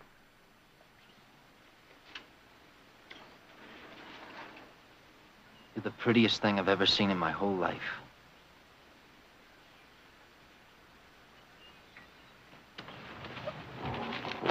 I'll be back with help. Come.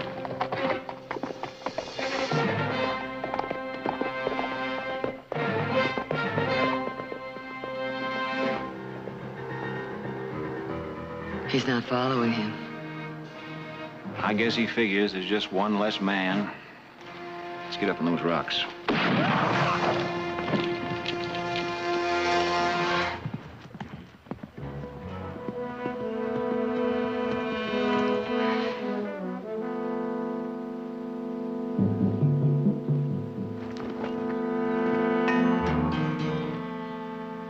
So there was a second one after all. You mean that you knew there were two of them? At High Ridge, they told me there was two, but since we only saw one, I thought only one followed us. And you held back, Mrs. Yes, Barkley? I held back. I'd lie. I would do anything to save my daughter. One horse left, mister. You can ride out peaceful. You ride out now.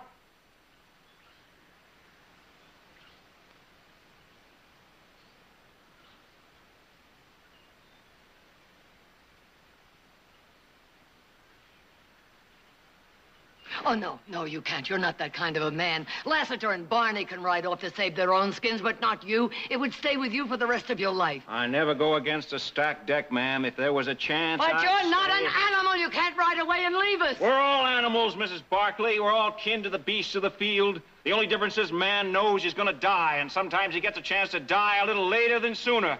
And I intend to die later. Then leave me your gun. I can't do that, man. Those men may change their mind about letting me go peaceful.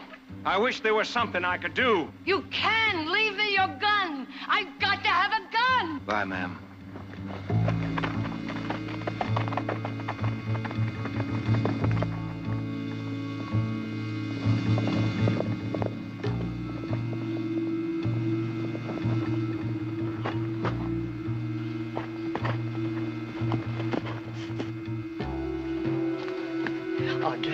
Audrey, come with me. Audrey, come with me. Those men, they want to kill you. Don't you understand? They want to kill you. Now come with me.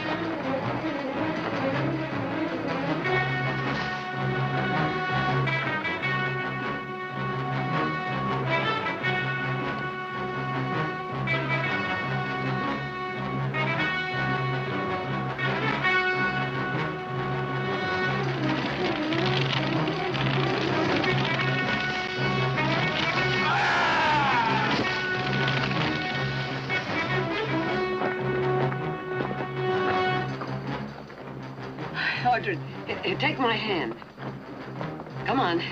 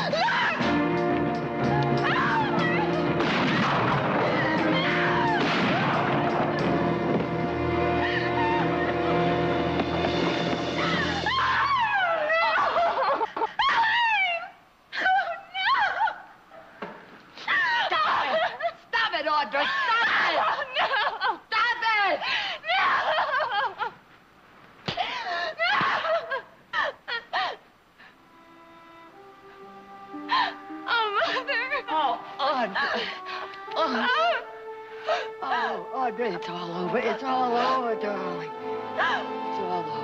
Oh,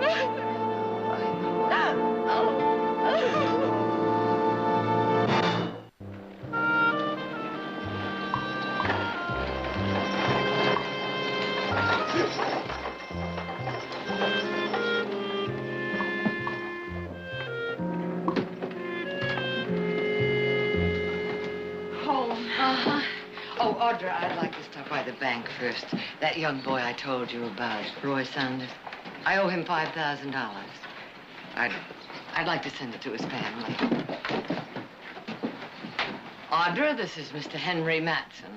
My daughter, Mr. Matson. How do you do, Mr. Matson? The pleasure is all mine, ma'am. You do have a beautiful voice.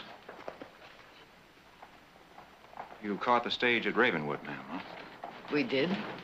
Goodbye. Miss Barkley, I'm glad you made it. And as you predicted, I'm finding it difficult to live with myself, if that gives you any satisfaction. It gives me no satisfaction, Mr. Matson.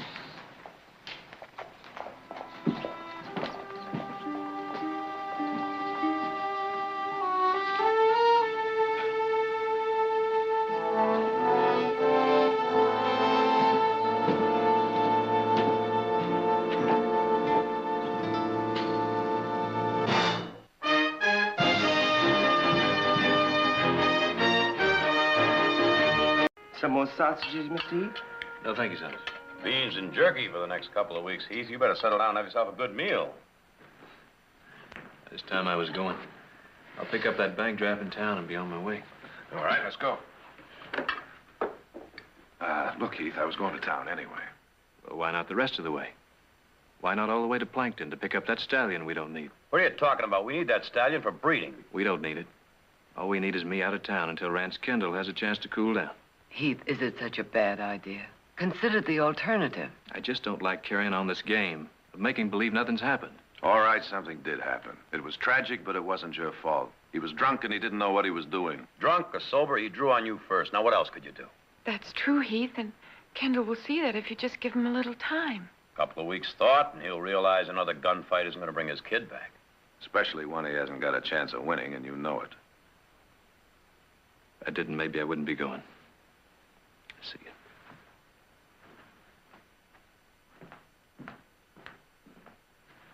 Don't worry, I'll see that he gets out of town. Well, I gotta get that corral ready for the stallion.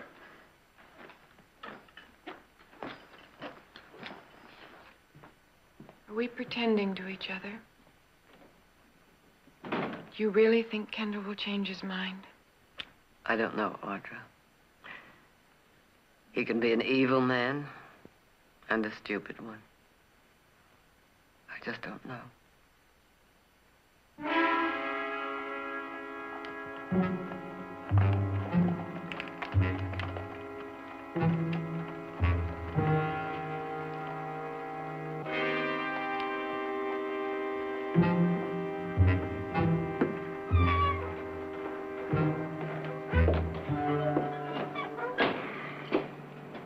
Any luck? It's roundup time, Mr. Kendall. New hands are hard to come by. But we'll find somebody To take his place? I don't think so.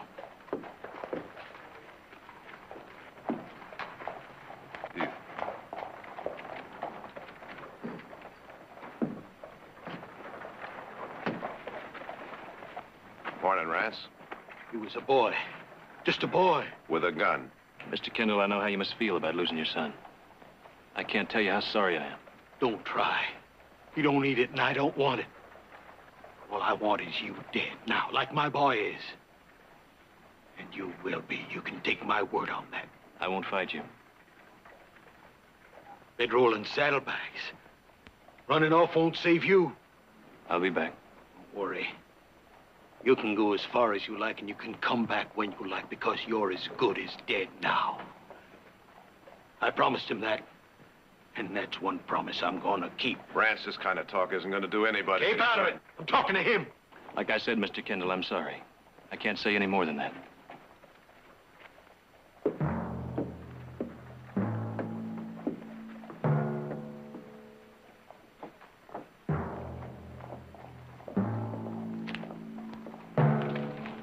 Mr. Kendall, I worked for you a long time. I ain't one to give advice. Forget it, Bates. I can't. I've got to say it. You call Heath Barkley out, you're a dead man. Your son was fast, real fast, but not like him. You wouldn't stand a chance. I got no notion to call him out. I just want him dead. How? In a fight. Fair fight, just as fair as my son had, but not with me. Vern Hickson. Ever heard of him? Hickson? You want to tell me again how fast Heath Barkley is? Not that fast. Not against Hickson. You sent for him? I've sent for him.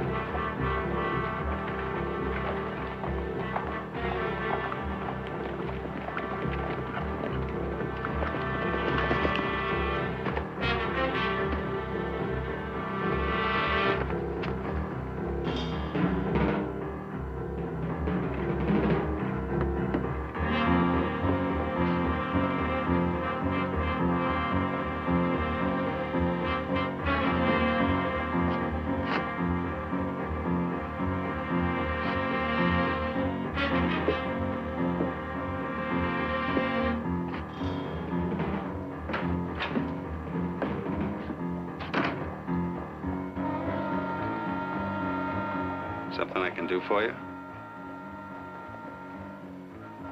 Better go home. No profit in it. Wait.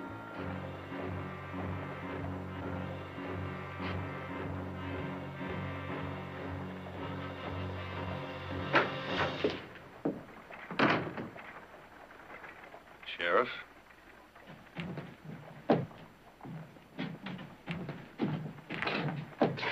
You boys must have something else to do than hang around town.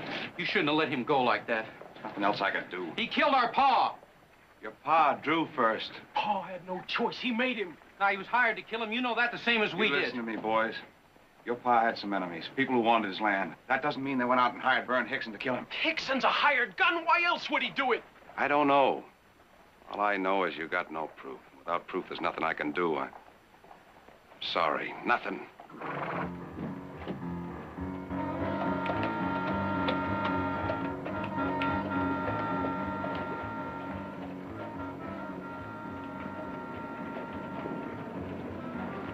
Well, maybe there's something we can do.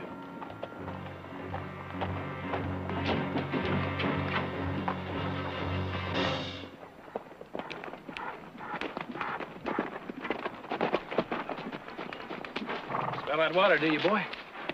Huh? Hey, let's go get some.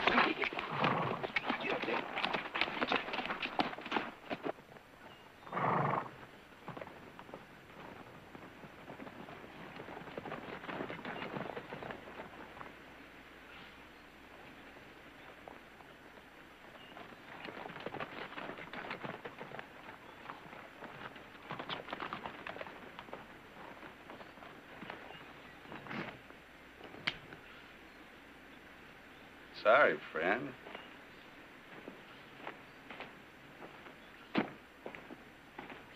Thought you were someone else. Whoever you expected. Can't be too friendly. Can't say I was expecting anyone, but a man can't be too careful. You were that. I enjoy living. These are rough parts. I heard there was some desperados around in the area. Which way you heading? North. Well, so am I. Maybe I'll see you again. Better watch out for those desperados. I will.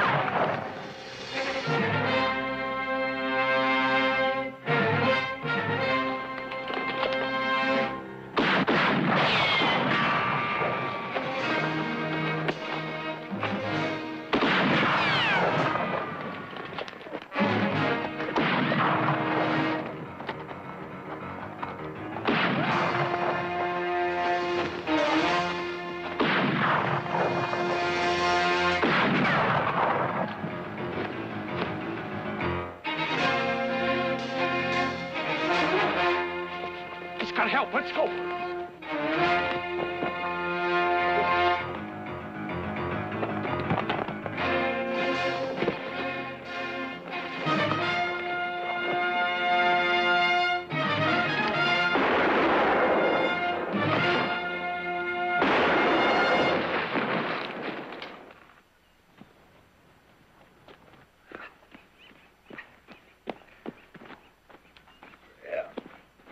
Meet again, friend. Who were they? Never saw them before in my life. Must have been those desperados I was telling you about. They don't look more like kids, like farmers. Never judge a man by his appearance. It can be dangerous. Like you, for instance. Much obliged, but who are you? Name's Heath Barkley. Barkley. Barkley. Yours? Hickson. Vern Hickson.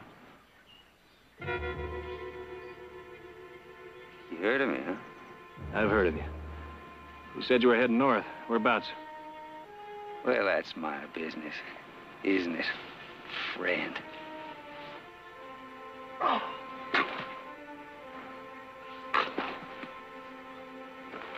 This wound needs tending.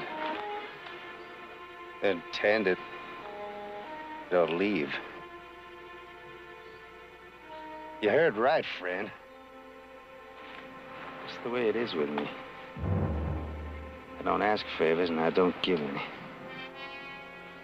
You ask my name, and you don't like it. That's your privilege. Stay or leave. That's your privilege, too.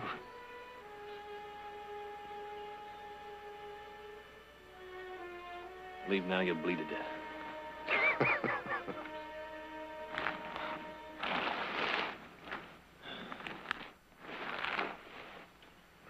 Slug's got to come out.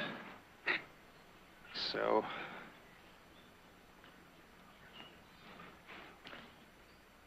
Here, bite on this. You're gonna need it. Hey, I like your style, friend. Open.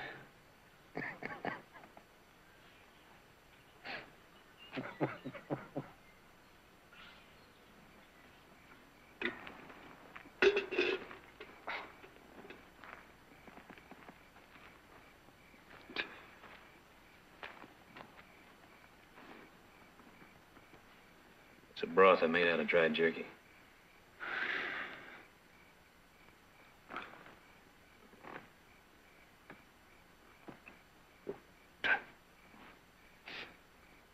I feel like I'm on fire. It's fever. How long have I been out? About 6 hours.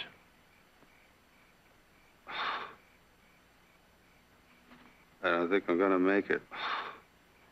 You'll make it. Drink some more.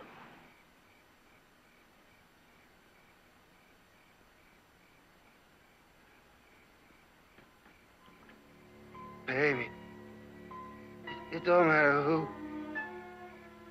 $1,000 please. Baby. Baby, it don't matter who. Baby, baby, baby, baby. It don't matter who. Baby, baby, please, baby. $1,000. Baby, baby, baby.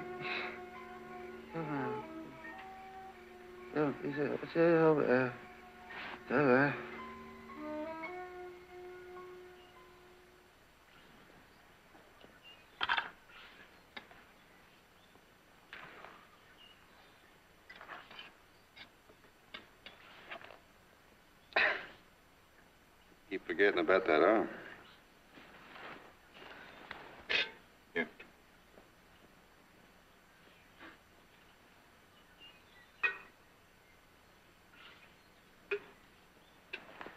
You know, you could have gotten yourself killed sticking your neck out for me.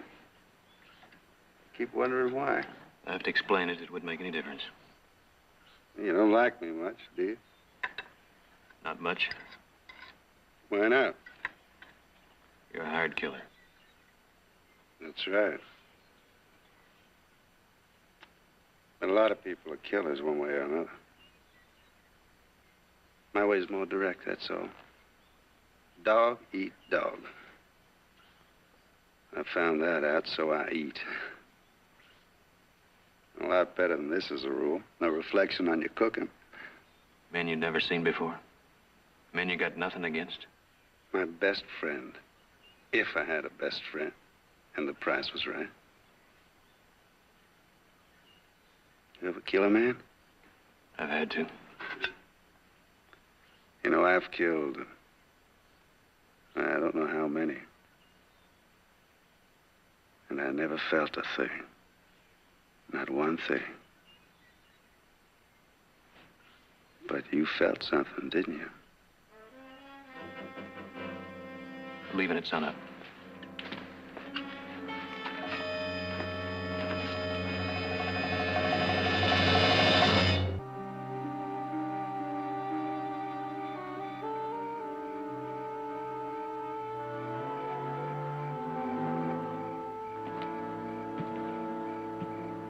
Oh, Jared. It was so warm I couldn't sleep. Yeah, I know. I couldn't either. So many reasons why he could be late. Oh, sure there are. You know, Jared, I was thinking about Kendall's son a few moments ago. And if it hadn't been Heath, it probably would have been somebody else. He was that kind. He just had to have it all. Rance ruined that boy, Mother. He gave him everything. Everything except what he really needed, I guess. Well, it's easy to say yes. And it's difficult to say no, even when you know better. And Kendall didn't.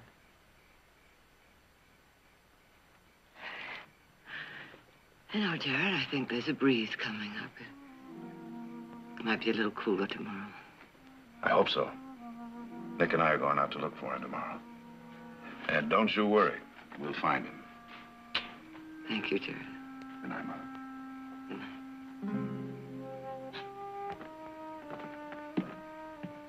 night.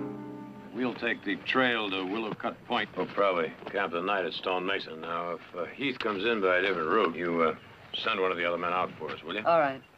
We'll probably find him walking some lame horse somewhere. Or trying to ride that wild stallion. Will you get that horse saddled out? Heath!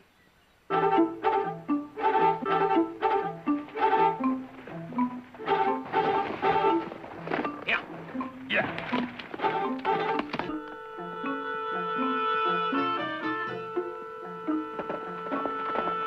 Where in places have you been? With him. What up? I'll tell you about it later. Gotta get him into the house. He's lost a lot of blood. Gonna make it all right, mister? I made it this far. I'll make it. Vern Hickson. Yeah? Last I heard, he'd killed 16 men. I want him out of here right now. Oh, Nick. Let somebody else take care of him. Who? I don't know, but get him out from under this He roof. is not to be moved, not until he's well. All right. Well, Doc said he'd be okay in a few days. Well, he better be right. I want him out of here as soon as he can stand. We all do, Nick. Y'all excuse me, I think I'll take a hot bath. I think we're very lucky. Lucky? Heath is home, and he's safe.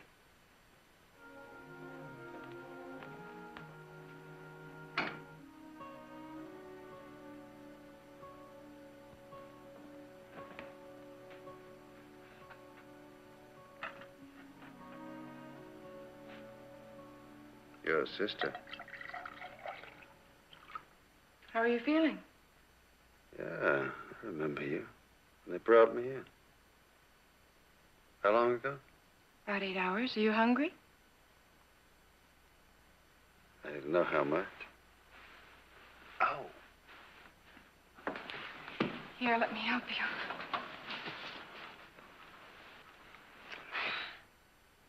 Comfortable? Yeah. As much as can be expected. How about you? What do you mean?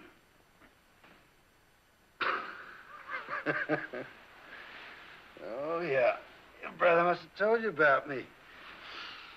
Didn't bother you? It bothers me. A man's got to go on living. A lot of people I meet, though. You make it sound very matter of fact. Yeah, that's what it is, a matter of fact. Want to know another one? You're about the prettiest woman I've ever seen.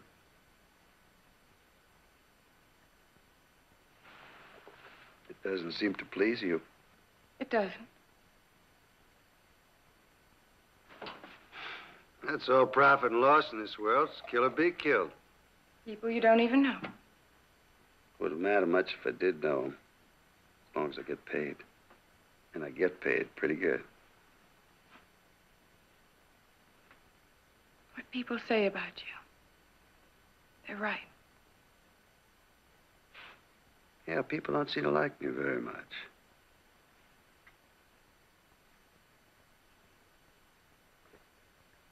But I'll bet you could. What I'd like is to have you out of this house as soon as possible. With you around here, not much of a hurry.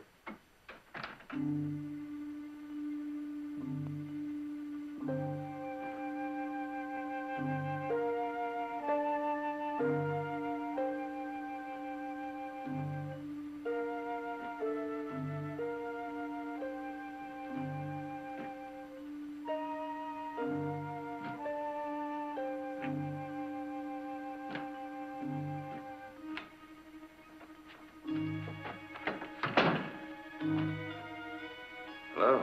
What are you doing out of bed? I'm feeling better. A lot better.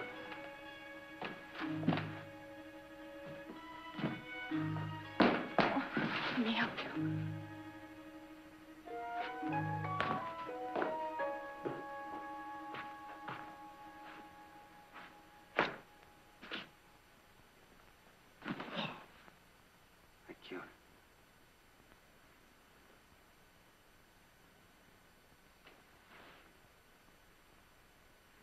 Something I want to say to you.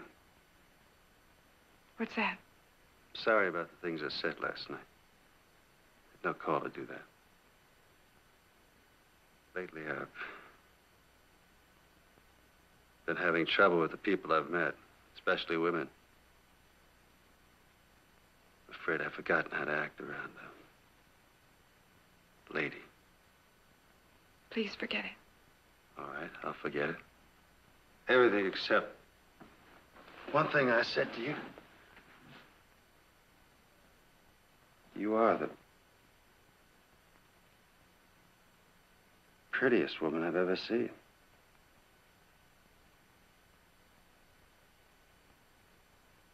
Still doesn't please you. Sorry. I'm sorry, too.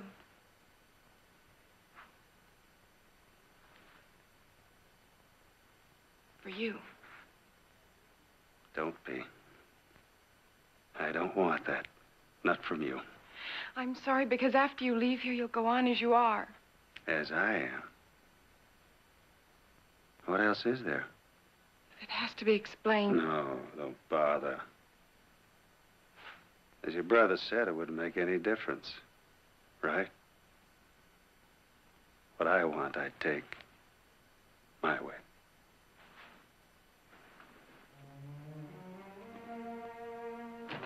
Let me help you. No. Made it down alone. Make it up the same way. And if it's any comfort to you, I'll soon be out of your house.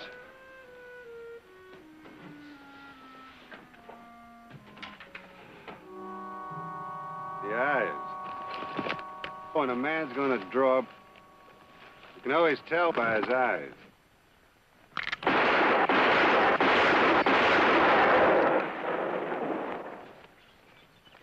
Hey, come on, try it. Are your gears packed? You're ready to go? Why the games? What's it matter? Well, it matters to me. Man I know is gonna pay me a lot of money to do a simple job. With this arm, I want to make sure I haven't lost my touch. Whoever he is, I hope you have. I'll get your gear. Hey!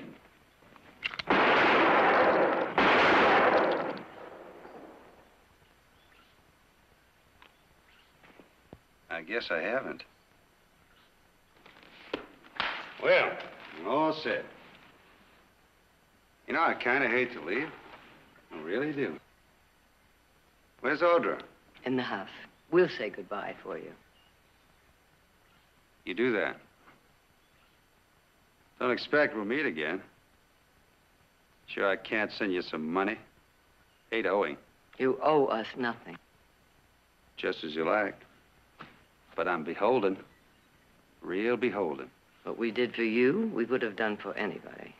If you did it for me, I'm sure you would.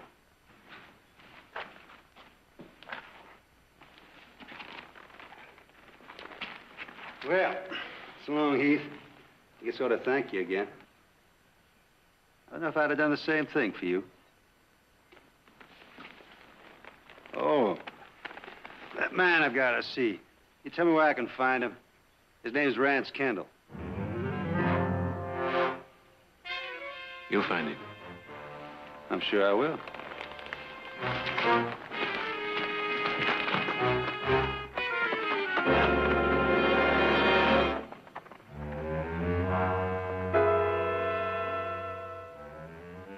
Heath Barkley. You know him? Saved my life. Saved your life, when? Doesn't matter when or how. Person saves your life, man ought to be grateful. You saying you're backing out of it? You know, his family helped a lot, too. Got $1,000 here. Count it. I don't have to count it. Nobody ever cheated me. I can say the same thing, Hickson. Meaning? Meaning Barkley killed my son. He's gonna die for it. I hired you to do the job. You agreed to do it. You back out now. I'd say I was being cheated. Don't threaten me, Kendall. I don't take kindly to that. I hired you for the job. Just taking a little time to think it over. Don't take too long. The job will be done. Leave the money.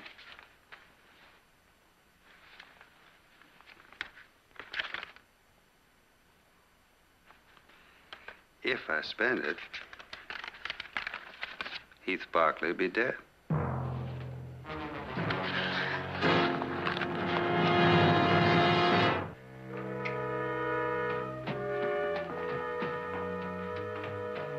Where do you think you're going? Well, he's had time to find Rance, decide what he's going to do. Oh, I see. Just gonna ride into town, make it easy for him, huh? You think saving that man's life's gonna make any difference to him? I know it won't. And why? He's a gunfighter. He won't draw unless I do. I don't intend to. I just want to tell him that. Oh. All right, well, you take it easy here. Thanks, Nick.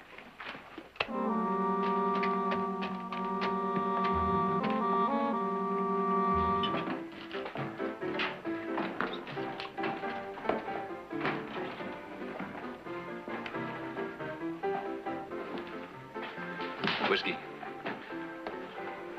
Make it two. It's on me, like I say, I'm beholden. Did you see him? Kendall? Yeah, I saw him. How long have you known? He found out my name. He brought me in. When? Would it matter? No. I don't ask favors. I don't give any. I told you that. You set the time and place. I'm not drawing against you. Yeah. Let's say, the street tomorrow at 10. I won't be there. Heath.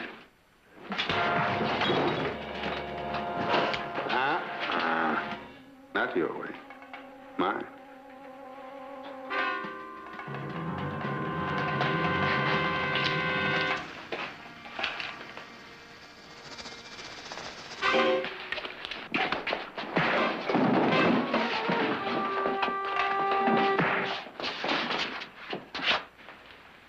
You don't deserve this.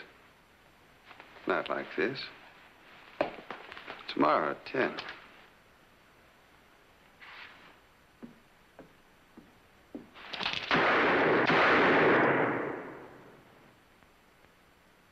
Sooner or later, that's how it is. You've got no choice. Audrey, I said it would be all right. I just don't see any reason for you to go into town. Well, there's lots of reasons. You just told me how important it was that you have that fitting at the dressmaker's. That was before I knew Nick was gone. I can go in myself. Not while there's an able-bodied male Barkley here. Heath, be serious. You know you shouldn't go into town with Vern Hickson there. Audrey, I am serious. Now, what am I supposed to do? Dig a hole and hide in it? No, but well, no buts. Now, up you go. Besides, I'm not wearing a gun, and even Vern Hickson wouldn't force a fight with a man that's unarmed. Get up. Here you go.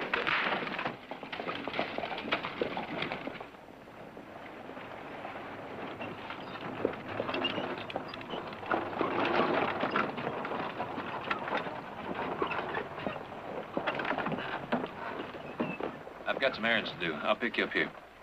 All right.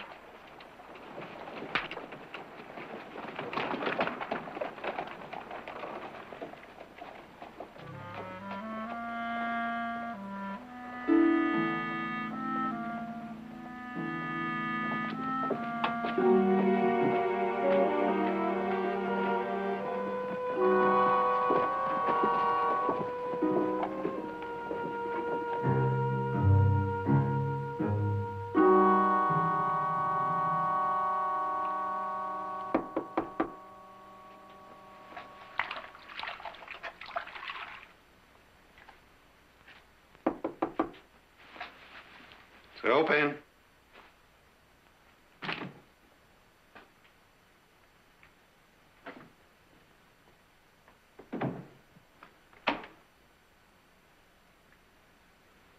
I want to talk to you.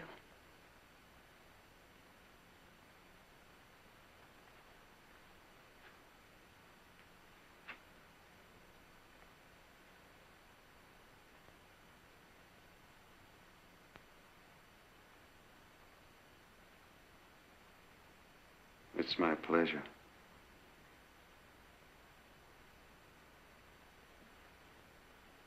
You, want some coffee? I want to talk about Heath. Well, your brother really disappoints me. Sending his sister over to plead for him? Heath didn't send me, and I... What? And I am pleading. No, you're not pleading. You're wasting your time. The other day when you came downstairs, you were different. No, I only thought that. I did too for a while. It's no good. You're talking about my brother's life. No.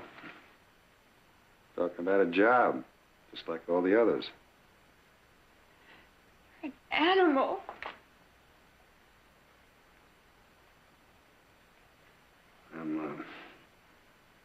I'm a businessman.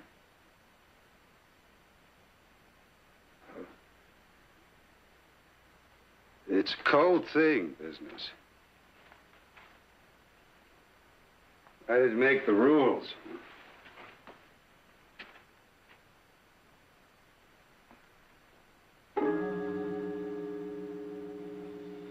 No, I didn't make the rules.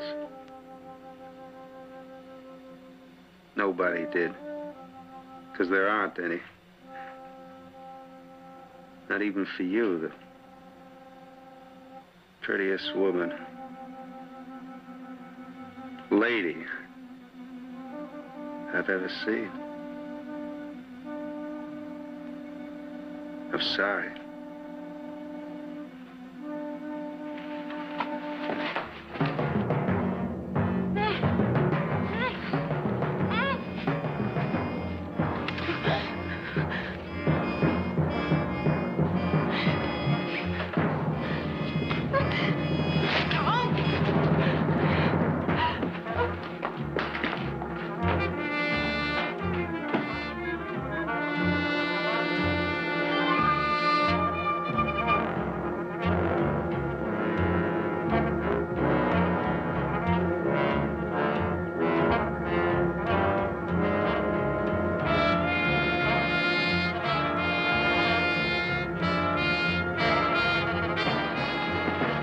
So what happened?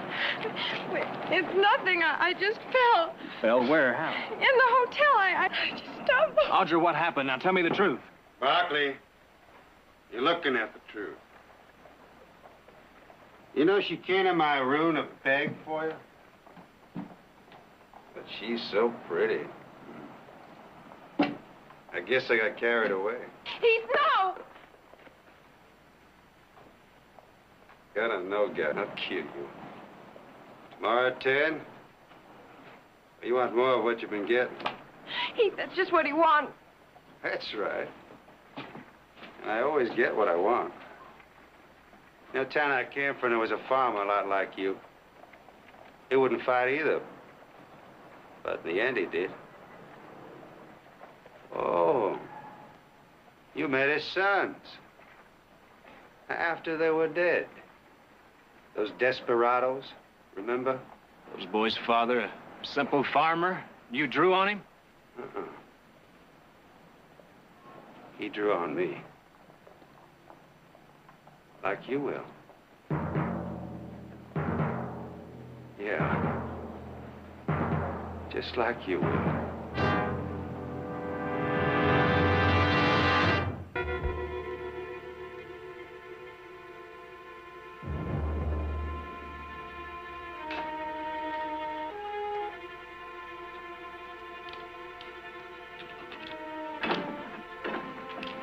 Heath, why? There's no other way. I've got to meet him. Heath, please, I've told you. It wasn't me. He was just using me to get to you. Nothing happened. Nothing worth dying for.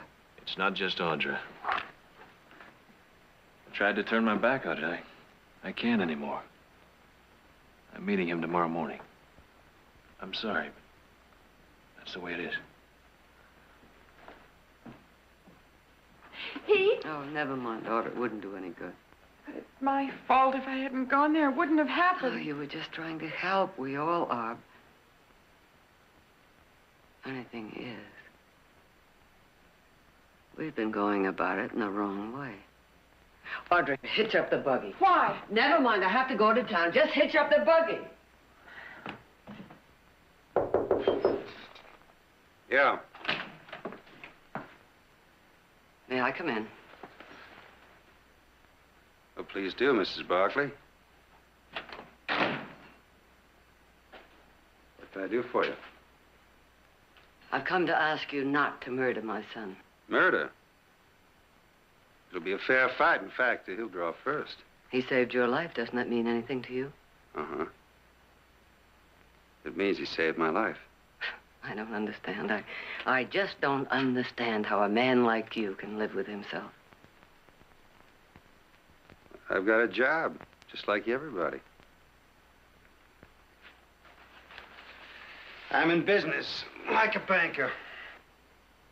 Bankers don't kill people. Oh? Don't they? Well, he wasn't much of a man. Let people walk all over him. Took it. He always said he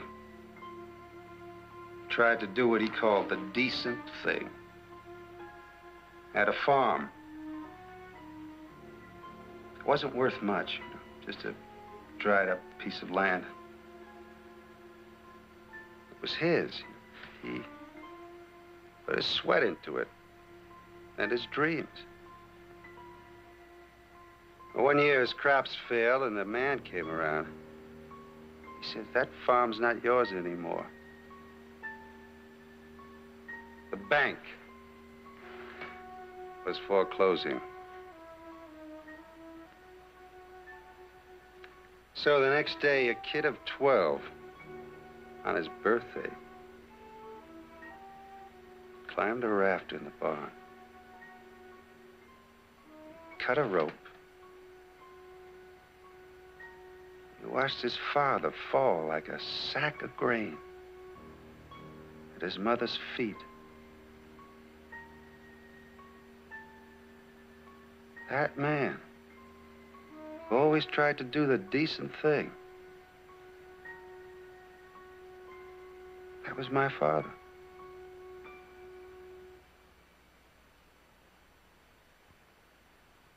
Bankers don't kill people. Everybody. Everybody kills. And for the same reason. Money. My way is more honest. That's all. I'm sorry. No, don't be sorry. He deserved what he got. Everybody does. And that's why it's important to get the other man first. I've lived by that. I reckon someday, a long time from now, I'll die by it. You died a long time ago. And it's you I'm sorry for. Save your sorrow. You'll be needing it, and I'm sorry for that. But, like the banker said to my father, business is business. All right. All right, then let's talk business. How much is Rance Kendall paying you to kill Heath? How much is anybody paying you to kill Heath? Why? $5,000. $5,000 if you ride out of Stockton before 10 o'clock tomorrow morning. $5,000. It's a lot of money. That's truly a lot of money. And you'll do it. Add another 1,000, you got a deal.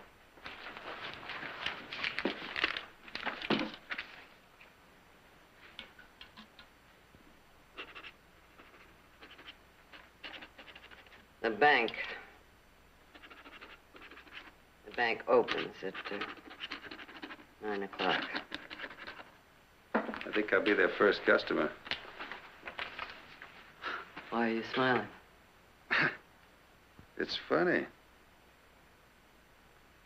That banker, he only made a few hundred for killing my father. And I walk into that bank tomorrow morning and make $6,000 for not killing a man. I call that profit. No. No, not profit. Money, perhaps, but not profit. Compassion, kindness, that's where you find profit. But the dead can't know that. Only the living. And I can't communicate with the dead. I can only feel for them and pity them. For $6,000, Mrs. Barkley, you feel what you like.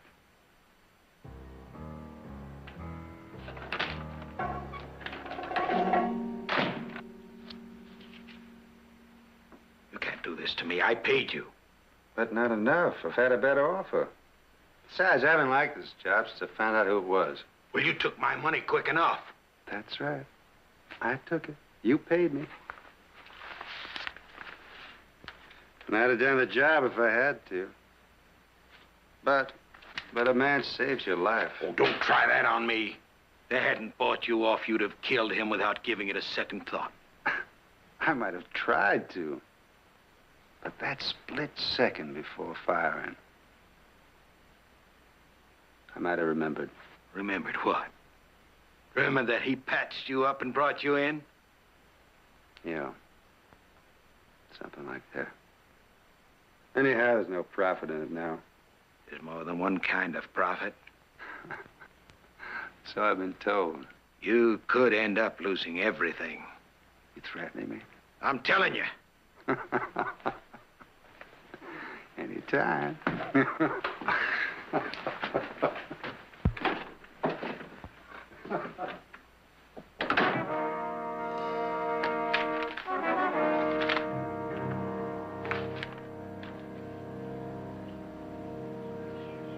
But how did you do it? What did you say? Oh, I just... Morning, everybody. Good morning, Jared. Morning, Jared. Mother.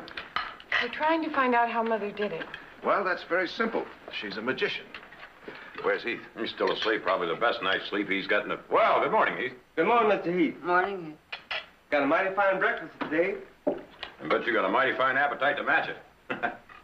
Mother, last night you said you talked Vern into changing his mind. I'd like to know how you did that. What does it matter? He has.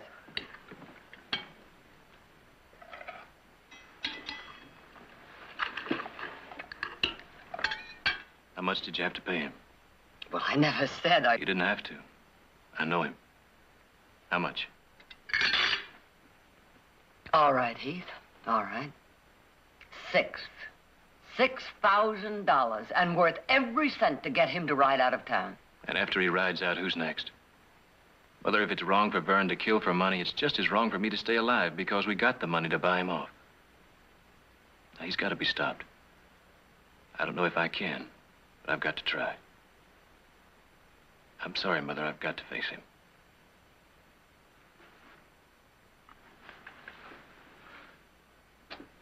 I'll be back.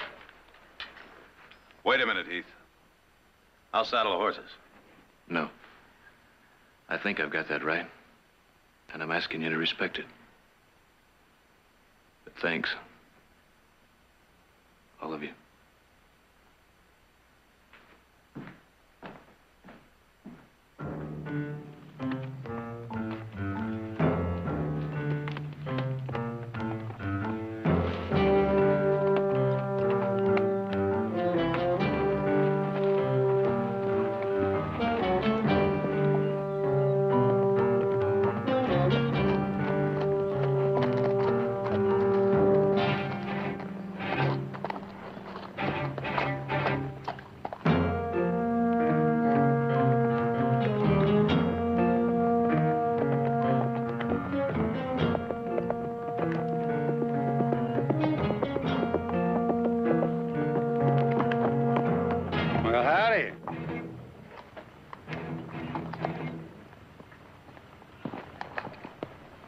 Get down, Vern. What for? Well, didn't your mother tell you? She paid me off. You're worth more to me now as you are. Now, to tell you the truth, I'm kind of glad I didn't have to kill you. But you'd have done it if she hadn't paid you off. Yeah, I'd have done it. In a fair fight, of course. How many fair fights have you had, Burns? I don't count. But there'll be more. Yeah, I reckon. Get out. You're out of your mind. I've been paid. There's no profit. I said get out. No chance, Heath. I'm sure I could take you. 99% sure. But that 1% gamble without a cent to win, those are odds I don't like to mess with. Like I say, there's no profit.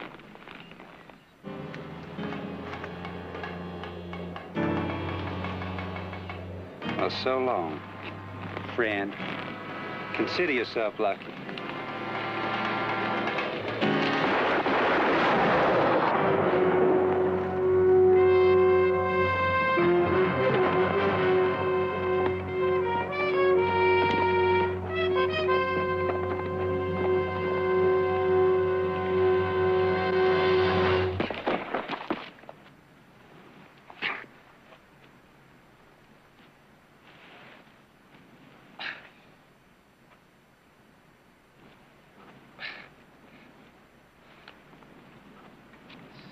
$6,000. More money than I ever had. I'll never spend it. Sorry, Vern. I thought you were drawing on me. Son, that rifle. He had me cold. No, Vern. He had me cold.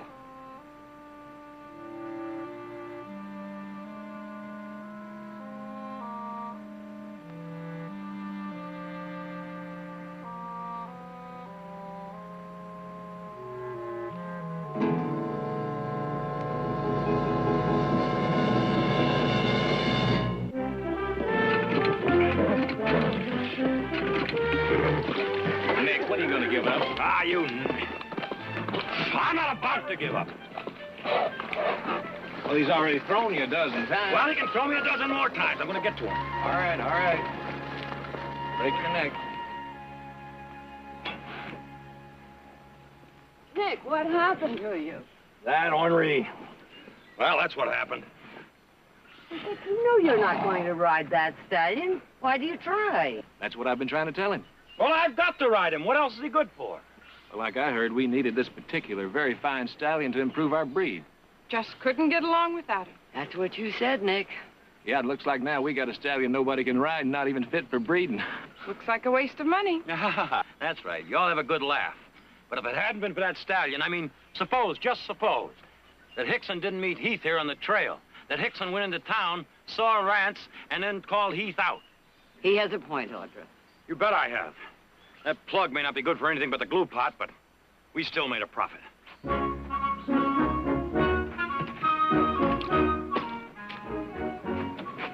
Heath, come on. Help me catch that ornery piece of horse flesh. I'm going to give him another ride. Or vice versa.